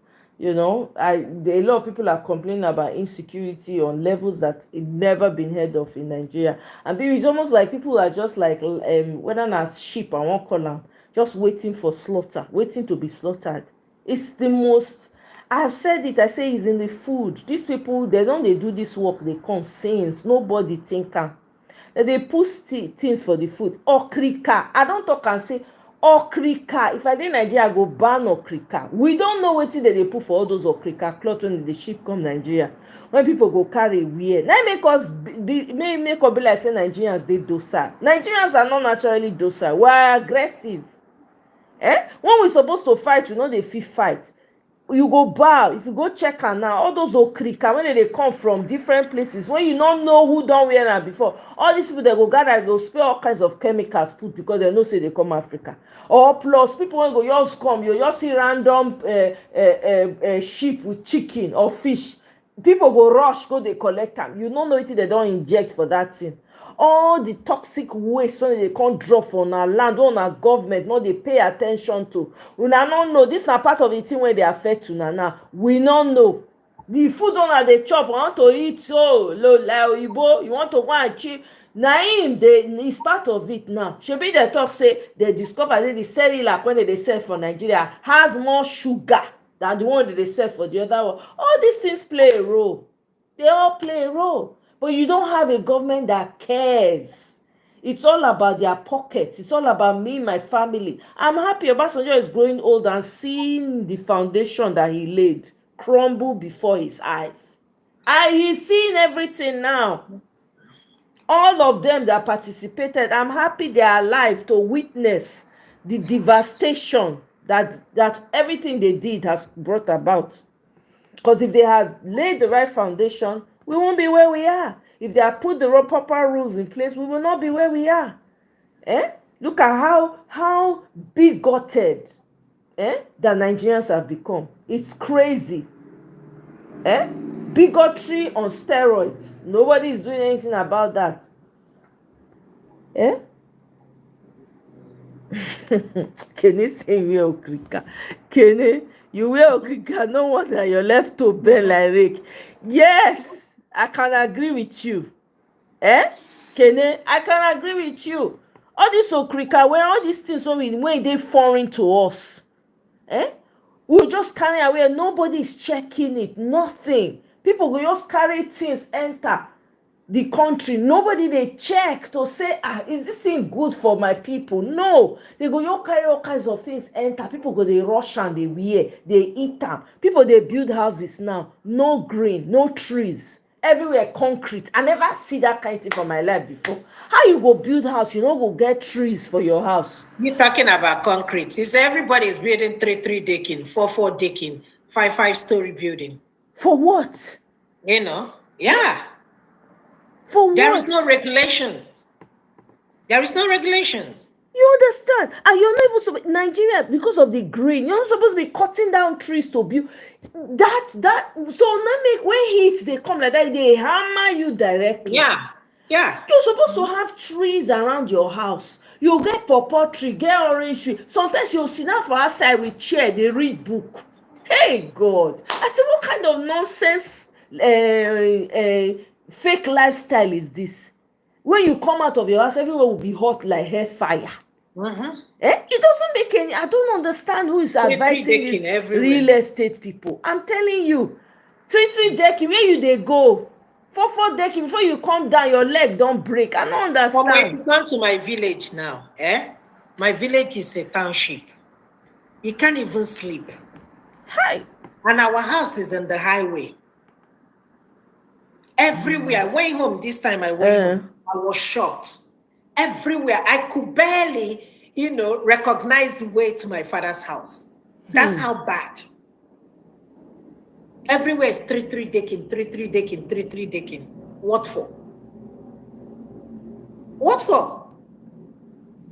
The heat. When I tell you that throughout my stay, I did not put makeup, not even for one day. You can't. Maybe heat. all I wore throughout it just tank top and shorts.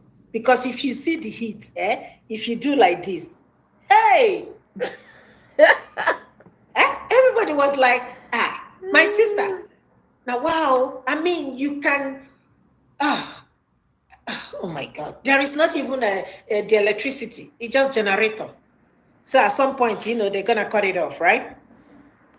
And then you deal with the mosquito. I'm telling you. Which one will I even talk about? And the flying cockroaches. Don't go there. Don't go there. Don't go there. I tied wrapper to go to sleep. I'm not going to lie to you. This is not an exaggeration. I tied wrapper. Before you even a tie wrapper, you suppose they naked sleep. That kind when you're naked though, not you know the kind of wrapper you tie now. I don't want to say everything. Light wrapper. I know. The heat was hitting. I didn't even talk about makeup. You want to you don't know when you use cloth clean that makeup come off of your face. Flip flop. The only time I enjoyed myself was when I was in the hotel. Even the hotel itself, the AC, brand new hotel, the AC was like not AC. I was like, oh my God. Nothing. Everywhere, villages, 3 decking, 3 decking. It doesn't make sense. There's a reason why we have vegetation. There's a reason why it's so important, to have green around the house. Greenery around the house. All this whole decking where they do now, I don't understand. It's appalling. Everywhere concrete, interlocking. You will enter person interlocking everywhere. I never see rain go fall. The one where they not interlock where the thing go they spread apart. No gutter. No gutter. No drainage system. It's they crazy. Trash inside the gutter. It's crazy. I'm like, God. It doesn't make any sense. Don't forget the lack of restrictions on medical prescriptions. Whoa. We're not, that one is different. Hey, I'm telling you, there's so much, so much. Thank you very much, Kenny. I was just going to respond to Mr. Sam. Mr. Sam, respectfully, because we not be every day we go dey agree, right? Everybody gets way when they say they look things. You get your strong opinion, me I get my own too, right? But I disagree with you for that one. Thank you very much, Kenny. No heroes passed. All of them went to negotiate with colonial masters. Bam! That is the truth right there. They did not fight for it. They did not resist it. They went and negotiated. And the masters come tell dem say, okay, we go dey leak una oil for free. We go dey leak una resources for free. Dem no get wetin dem fit talk. Dem no fit do pim. If to say na that opportunity dem give the young people now, we go say okay. So they did not fight for it. They negotiate. Big difference.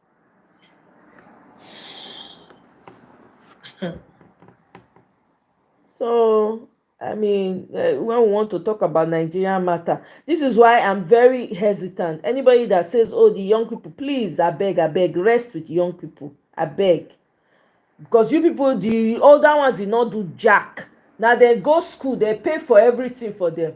Get scholarship. The ones that they go university, they not wash cloth one day.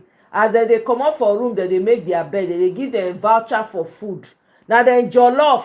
Born children finish, now chop the children future join. How the children future want be now? I beg you. Please, let's call it what it is. The old people not try. They should be in the front because they never fought a day in their life. To say they fight, they resist, they lay the strong foundation. We not go there where we dey so. We not go there.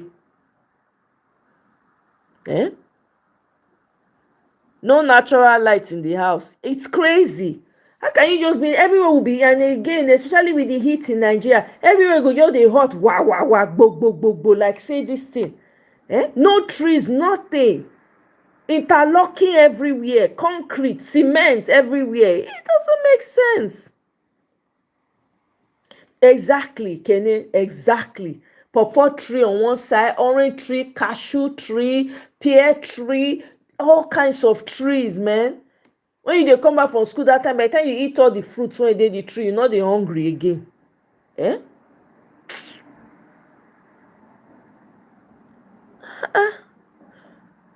Most people build their houses with mud. So because the mud houses had a way of concealing them from that intense heat. Because I remember then, when I would go to my grandmother's house, when you enter that mud house, e get as e dey cool for body.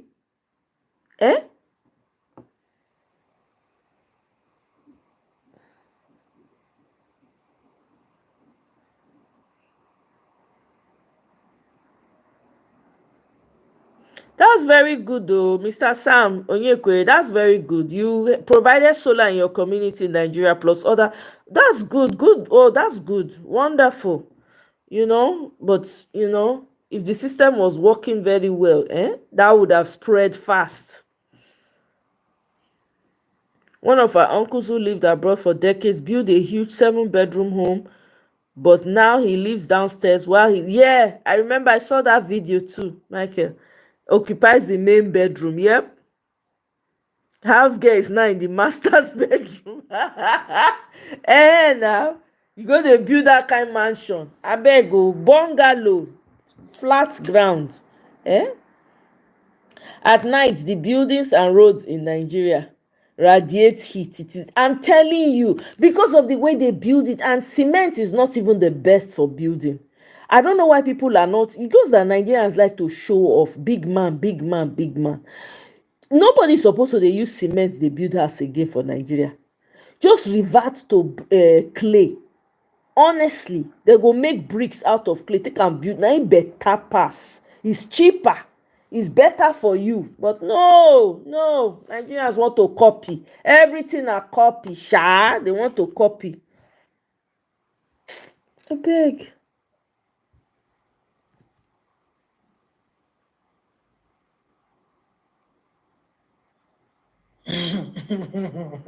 Building with mud, right? Yeah, I saw that, Kenny. I really did.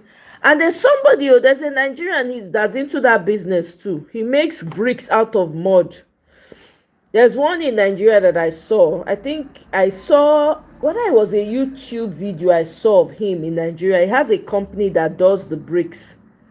And then there's somebody on Twitter too, he's a Nigerian too. He's into that kind of building material thing. I'm like, wow. But because the system is not working, is not, so he had to pull out the business from Nigeria. It's sad. It's really sad. The man has a farm, huge farm now in Ghana. Mud house is natural AC. Yeah, I remember that time you go to my grandmother's house. Oh my God, the sleep, wow. It go there hot outside, and then you remember that pot they used to put water in. You go and fetch water from inside the pot. The thing go be like saying inside fridge. You go take collect the water. Man, now God they call, not be God, now God, yeah, for drinking water. Even the Oyibo way dem dey copy go put plenty green. I'm telling you, in parts of their house, I'm telling you, they go even use some of the branches. They go use and make chair. They go do and carve and take me. God. Our problem. God damn. Yeah, Sam Onyekwe, you are mentioning Ibrahim Traore. You are mentioning Senegal Gowon Ojukwu. We had people like that. What was the outcome of it? That's the question. What was the outcome of it? We had young people like that. Did these same people give the young people the chance to do that? No. I beg you, Mr. Sam, forget. The older generation failed woefully. Sorry. Clay pots na natural coolant and it takes out impurities from water. Yeah, it does. Covered with aluminium. Kene blessing at the same house we take grow. Can they say clay pots covered with aluminium plate? Bam. I'm telling you, as you just talk aluminium, I just remember the plates now. My grandmother come put cup when they take the fetch one, they go put it on top of the silver plate. So that you use and take fetch water from inside. Hey.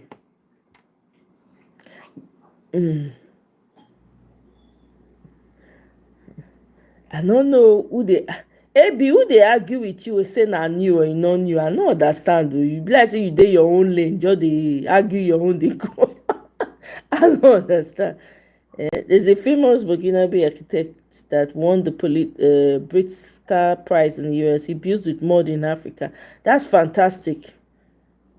Yeah, they were young, but guess what? Were they able to really do much? If they did what they were supposed to do, would we be here? I beg you. Go on, not be go on hand, not be water breaker for eastern part of Nigeria. Not be go on hand. Look at the disaster that created. The only person wey even make, I don't know whether he try or he not try, Moitola Mohammed, wetin happen? Not be person wey dey close to am.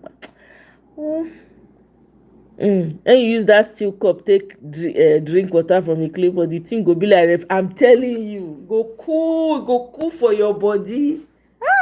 God. And then remember rainwater, you store rainwater. Now that rainwater we take you take a bath. Then we dey use alum till they purify water that time. Clay pot, exactly. It's a clay pot with natural refrigerant. I'm telling you. Straight from the fridge, man. Those were the days. Those were the days. Look at, there is something I saw on social media, and you see, that is the problem. And this is, I'm not shedding anybody's religion, but old woman cries out as 2025 Hajj no work for her, pleading to anybody who can sponsor her to Hajj. And she's crying. Old woman. Yeah. She dey cry, make they carry her go Hajj. Yeah. For waiting. Anybody that can sponsor her. This is the problem. What is they sponsor Hajj for? You don't see the problem when they grant. They see the problem when they grant. I don't understand. This is the problem. I don't understand. This is messed up.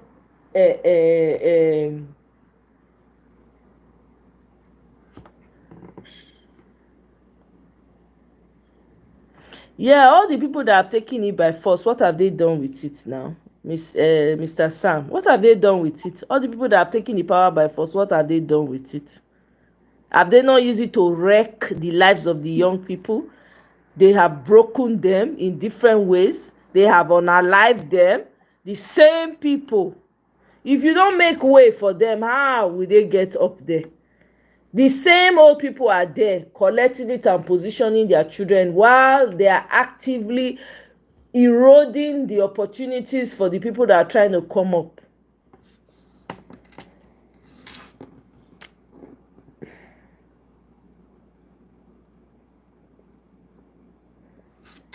AB, I don't know who you dey follow argue. I no understand. You and Oyibo dey argue. Carry your argument go meet Oyibo biko. Na bucket list for her now. It's okay. Now we should be relearning our older ways and making it better, not building. You know, the reason is that a lot of unfortunately Nigerians, I'm sorry to say, Nigerians are the biggest coons in Africa. Anything wey Oyibo wan do, no, anything wey Oyibo dey do, na they like to do.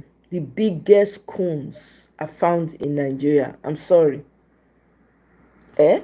All that time when we for fit develop wetin we dey do, when you see people dey use am, you go dey talk down on them. Nigerians go dey say, look at you using this.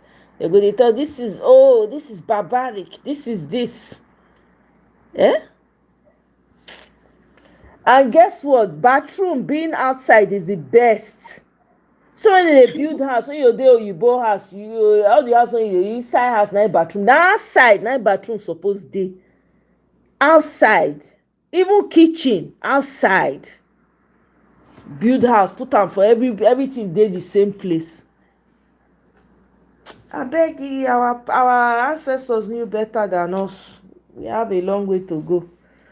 So make I wrap am up for here. If you just dey smile to yourself, bless you dey talk to your boyfriend Traore, greet am. He's sleeping now. So. Would you say maybe he wake up to talk to you now? No, he's sleeping because he needs to get some energy. He just got back from okay, Russia. That's true. How did he say he went now? How was it? I mean, he made a statement. I think people were saying that he went to beg. No, of course not. He made it clear. Yeah. See, that guy, the guy carry brain.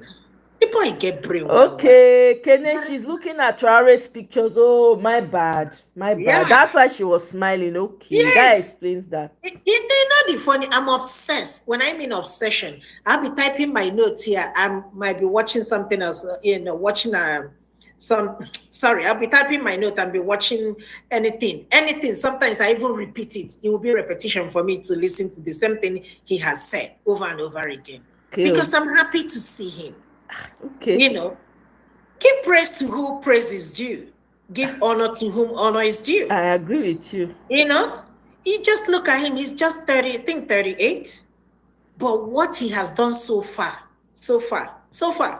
in his country. Yeah. Our country that got independent 1960. They say they negotiate the independence. They not fight for it. Now made them weak older people. Then they wait for young people to come fight their war for them. Who sigh? Old people need to file out, be in front. Okay, now I know. That's why the smile is so bright. Kene, you are right, too. You are right. It's okay. We will come for the wedding. Just when we they come. Make way. Let me tell you something. You that is over there criticizing me. See how she they talk as if they enjoy seeing the man. I'm sure you are obsessed, but let's not say that you're in love with him. I'm sure you're obsessed with him. Everybody, I've never seen Africans unite. Even when I talk to my Senegalese, and they'll be like, Ifpi, I'm so proud of that man. Oh, somebody call him a boy. I said, that's somebody's husband. Say he's still a boy. I'm so proud of this boy. And if you see how she's talking, you can feel the joy. Meanwhile, their president is young. He's in his 40s. Then we started talking about politics and everything. The one from Cameroon told me, Ify, I am 42 years old. This is the only president I've known all my life. Paul Biya. As she was talking, I sent her a picture of Paul and Tinubu. She busted out laughing. I said, where do we even start? Huh? She said, this is the only president I've known all my life, 42 years. Hey, God, it was even recently that I just found out that CFA, all these Francophone countries, that their currencies are being printed in France. Yeah, that one I know. I was like, huh? Yeah. Hey! Yeah. They said, no, they cannot give up without a fight. Yeah. I said, eh? It was printed in, it's been printed in France. Yeah. It was terrible though. That's why you see all the money when they collect. That Mali, those 3 people went come out, so oh my God. If Togo gets sense now, it's supposed to say na me be Togo. I go you follow my people go that they side. Will. It's a question of time. Don't worry. They are trying to survey, the ground and see where this is going. They don't want to jump. Yeah. They want to see where this is going. Yeah. But it's a question of time. That's true. I just hope that they will use their resources to develop their country just like Ibrahim is doing. Yeah. Exactly. So that other people will see that and shame them. People like Gabon president, the rest of them. Yeah. That they are trying to use to eliminate him. But it will not work for them. They will all be put to shame. This only one man. Only one man, one young boy. What is redefining the continent of Africa? Exactly. One man, one young boy. Exactly. It's redefining the continent, not the continent. Everybody's praising him. Yep. My people, wake up. French people, they are running up and down. How is this gonna happen?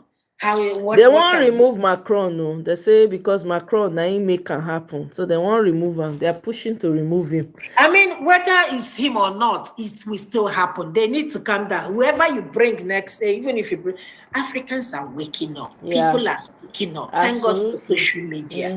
You cannot silence us. It's a question of time. That's true. ECOWAS will go down. It's a question of time. Whether you people like it or not, this ECOWAS e-passport or whatever you people call it, they will dismantle it.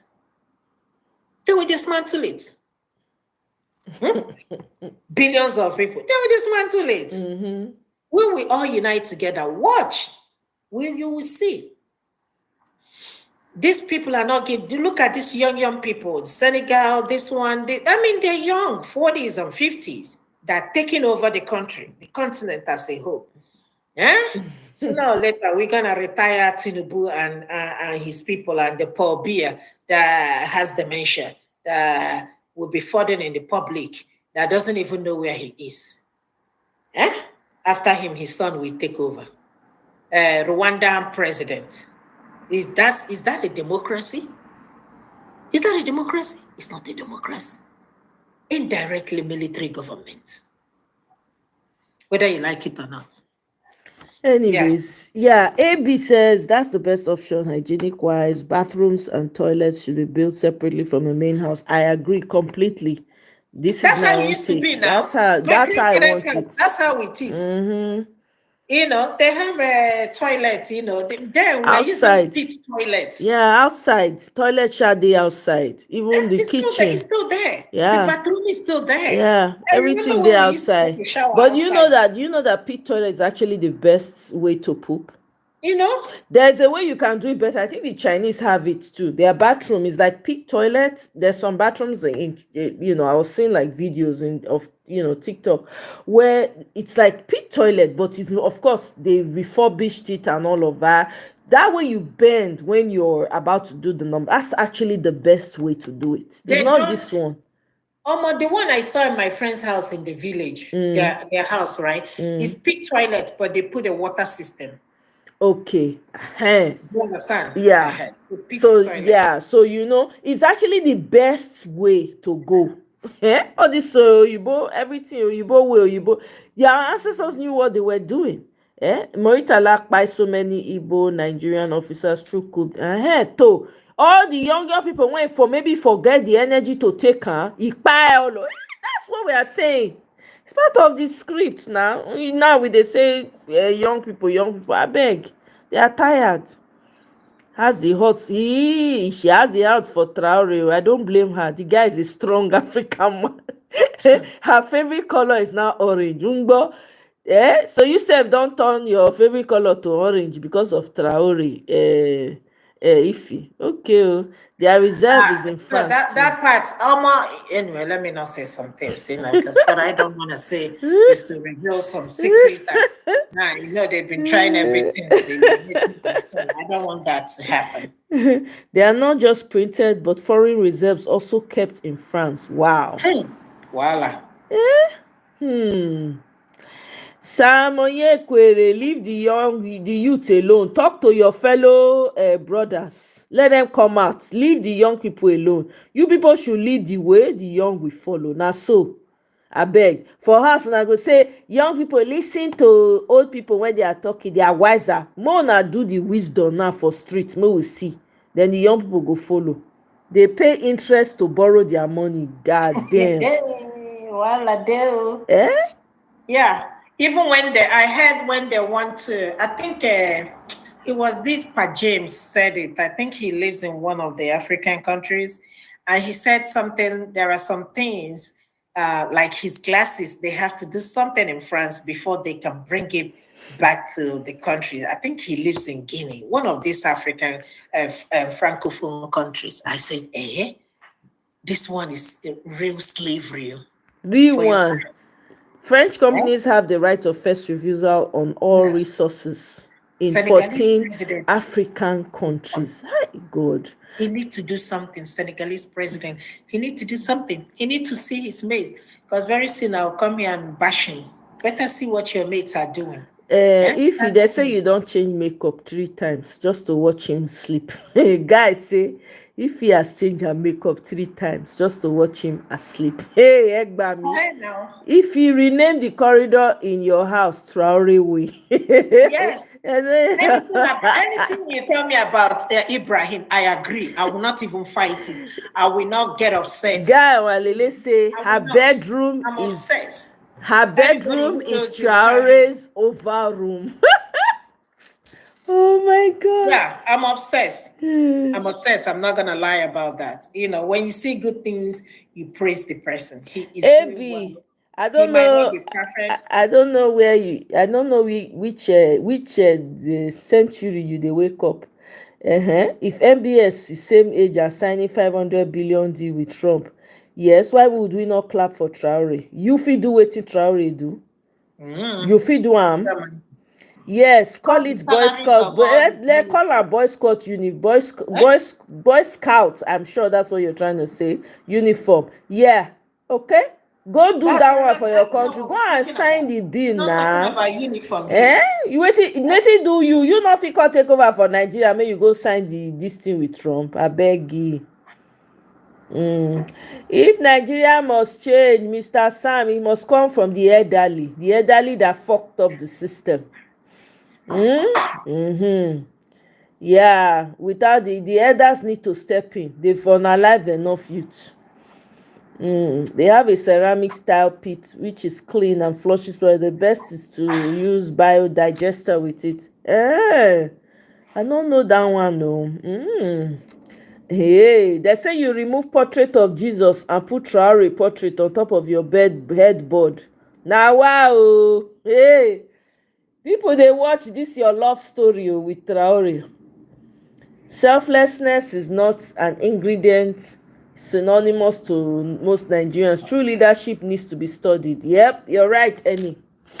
Yeah, they say you don't go put a Traore portrait on top of your headboard for night, so that you go feel see I'm about easily. to make it my profile picture now. You not here? You heard it first here. Yeah. You heard it here first. You don't make a profile picture. Yeah, it's gonna be my profile picture. Sooner or later. Exactly. MBS na monarchy inheritance. Bam. Thank you very much, Kenny. Amechi said if it was when he was governor, all this won't happen. I beg you should go and sit down. Cool. You should go and Amechi. He should go and take several seats. When he was the governor, what did he do? Thank you. Let your work speak for you.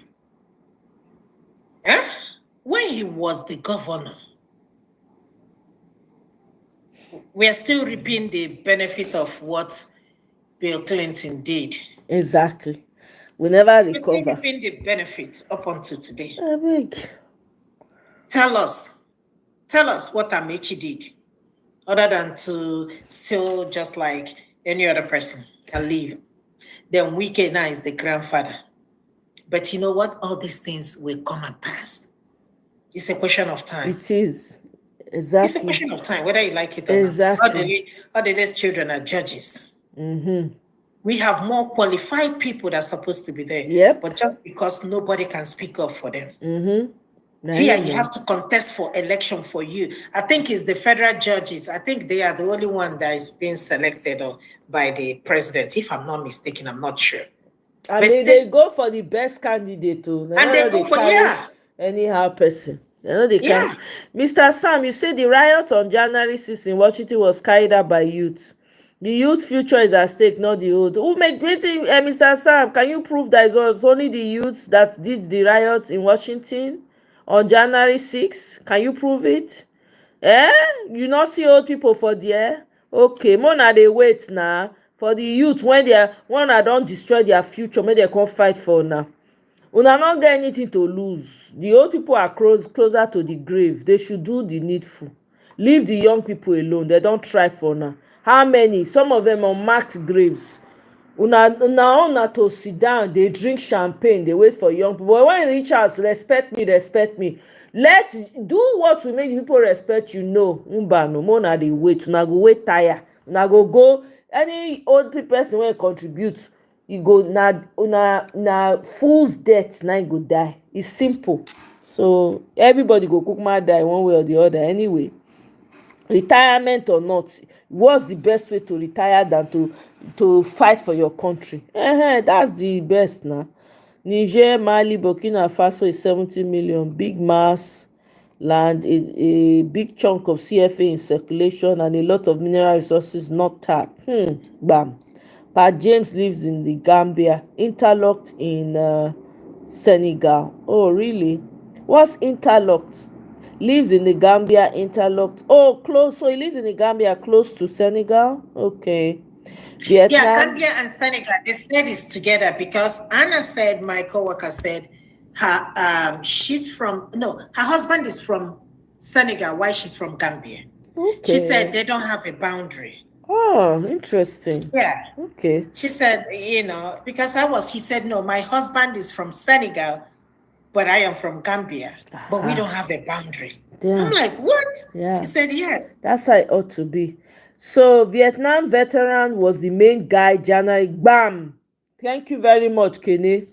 Mr. Sam, you cannot remove the elderly. The elderly are enjoying it because their youthful years are behind them. They are not enjoying it. Na lie. Na hypertension go finish half of them. Because wetin they're supposed to do, they're not do. So most of their debts and their retirement na regrets. It's full of regrets. Yeah. When una dey obsessed with the youth, una leave the youth alone. Una go do wetin una suppose do. Una not here. Na Vietnam veteran, na lead the protest of January 6. You dey say na youth.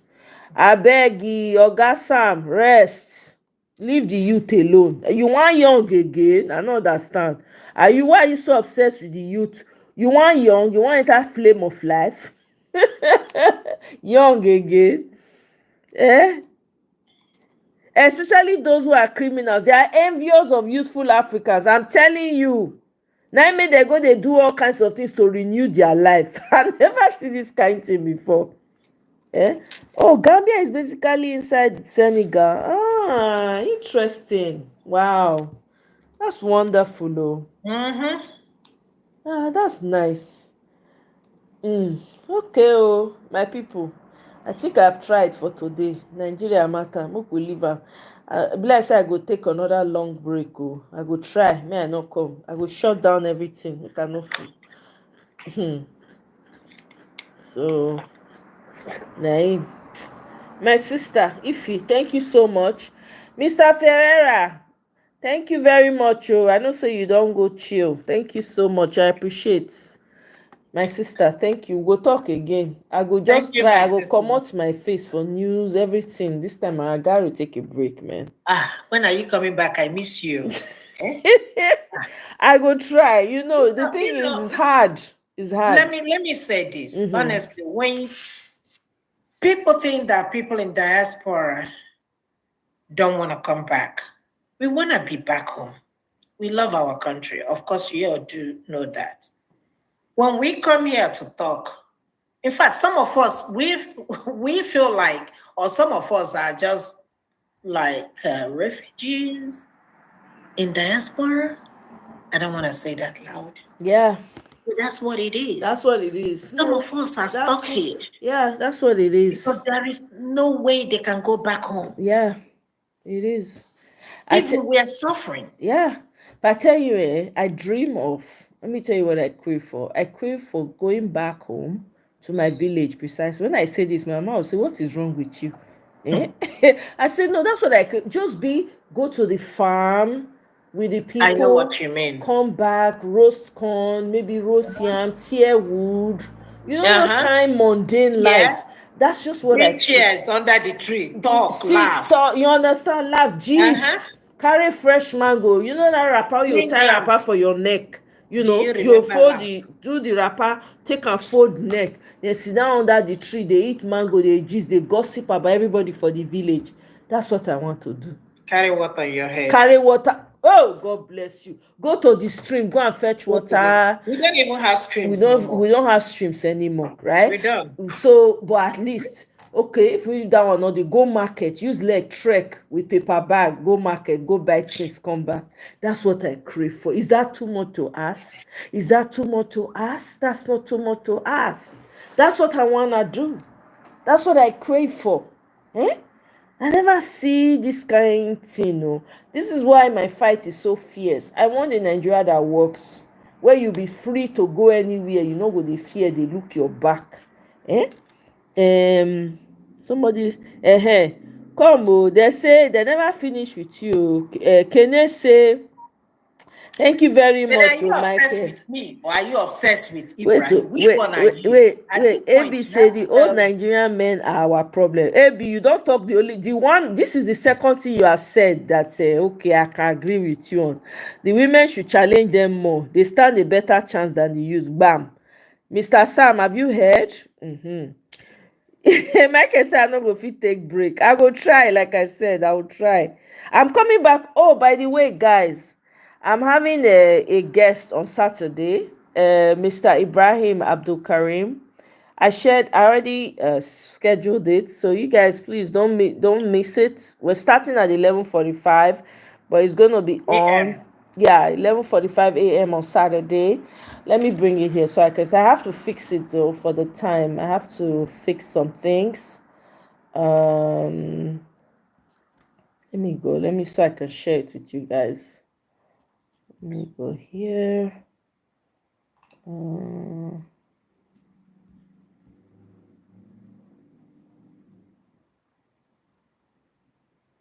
There's this. Okay.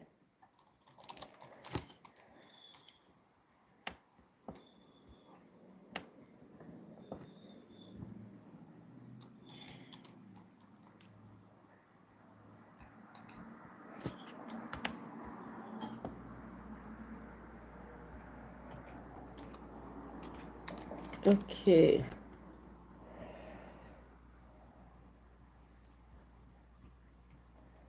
So here it is. So 11:45 a.m., which is like, well, he's not gonna be with us until 8:30, but 12:30 his time, 12:30 our time. I'm gonna fix the time again and edit the picture. And who So is he? he works with Peter Obi. He's one of the people Okay. who works with Peter. I heard him on what's it called?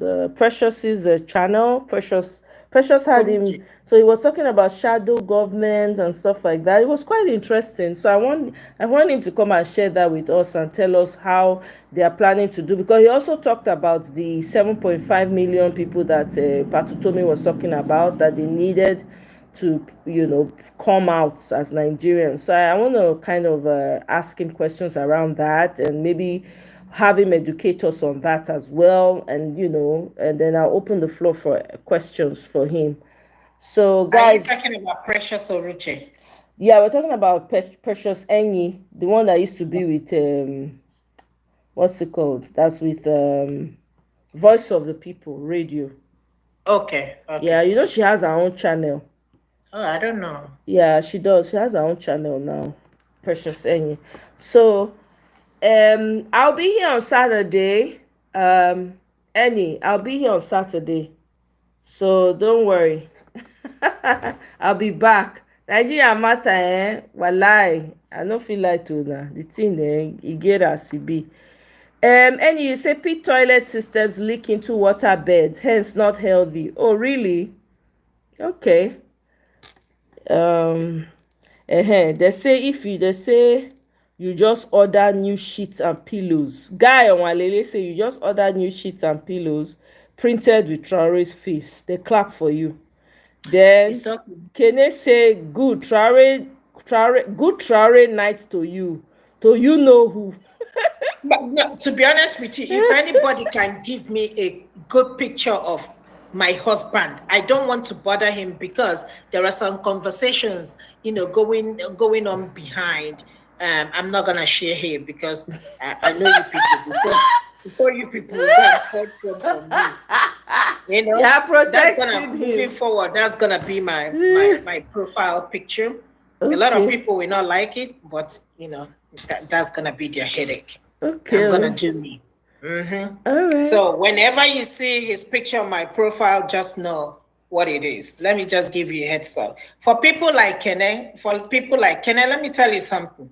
I see this obsession is getting out of control. I can't help it. I can't help it. I know you're obsessed too. Just be honest and just tell the truth and shame the devil. Tell the truth and shame the devil, Kene. I know you're obsessed. I know all of you here are obsessed with this man. He knows. I'm telling you, he knows. He knows people are talking about him. He knows, and he's grateful. Mr. Sam, I don't understand this. You are fixated with young people. Employers hire younger applicants for a good reason. Mr. Sam, in case you don't know, old people too get employed, okay, for a good reason as well. So everybody on the table, okay. Abi, you say you need to come live soon. Saturday una go see me. I will probably do a live before Saturday, but it's just the rest that I need. So when dey make mouth, something fit happen for Nigeria, me when I fit totally disconnect myself, I go shout come out. So more na not surprised if una see me sooner than later, but definitely Saturday, and I'm sure I'm going to be back, before then anyway. Old papa and mama no dig ground o. Sam, the youths are supposed to be productive and not going to kpai for the exactly. They are not supposed to be. I see me situation. Who go build the society? Who go build am? We need their strength now. And the Gambia speaks English. Okay. Nigerian youth should keep waiting for the elders should man up, carry their shakabula and stay in front. Okay. It seems the youths are not waiting for the elderly. They already know they are youths that are disappointed in the elderly. In all advanced countries, the old people, you no see them with shakabula. Anything wey happen, you go see them fall out with shakabula. You are just going in. Do you want to be young again, Mr. Sam? You want to be young again? All right. It's only in the coastal areas with low water tables that put latrines. Okay. He said so. It's only Michael says it's only in the coastal areas with low water tables that pit latrines are not good. Once you live far from rivers or oceans, then pit latrines are fine. Ibrahim Traore is not an elder. Yeah, we know that. Absolutely. Yeah, exactly. We know he's not an elder. So, my people, if the whole world okay, Isa, you say Abdul Karim is awesome. Yeah. Um Stupendous. If the whole world is obsessed with Traore, check out the song by R. Kelly and Eminem. I think those are AI. I don't think those are real. They're Because I AI. was wondering, how A can lot this of guy be people, in even jail? Rihanna will come out, another person will come out, a lot of artists, even what do they call him, Chris Brown, 50 Cent, all AI generated. If the water tables are more than 50 meters below ground, the topography serves as a natural filtration system before the water gets to the... Wow, I learned something new to do. All right, my people, it's been real. You guys mark your calendars and make sure you come and support, to come and see. And if you have any questions that you need to ask, of course, you guys are very respectful here, so the questions will be asked respectfully.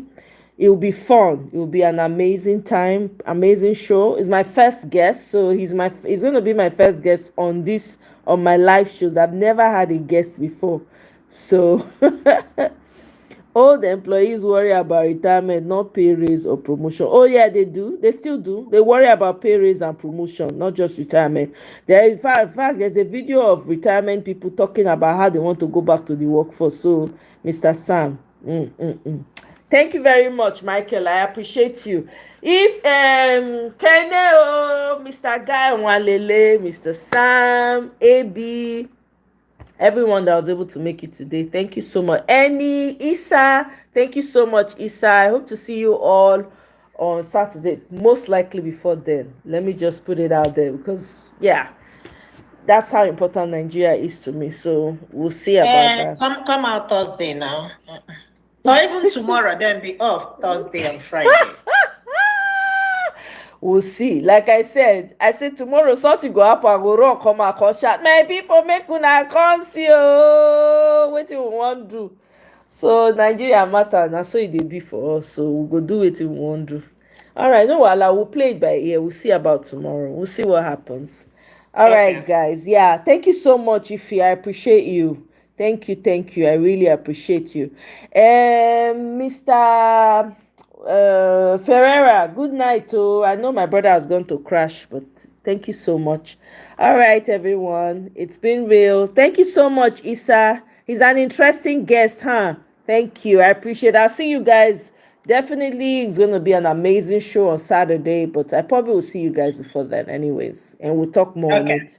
All right, then. Good night. Thank you. You too. Thank you so much. Good Absolutely. night. Good night. Okay, Yeah. bye-bye. Bye. Oh boy. All right.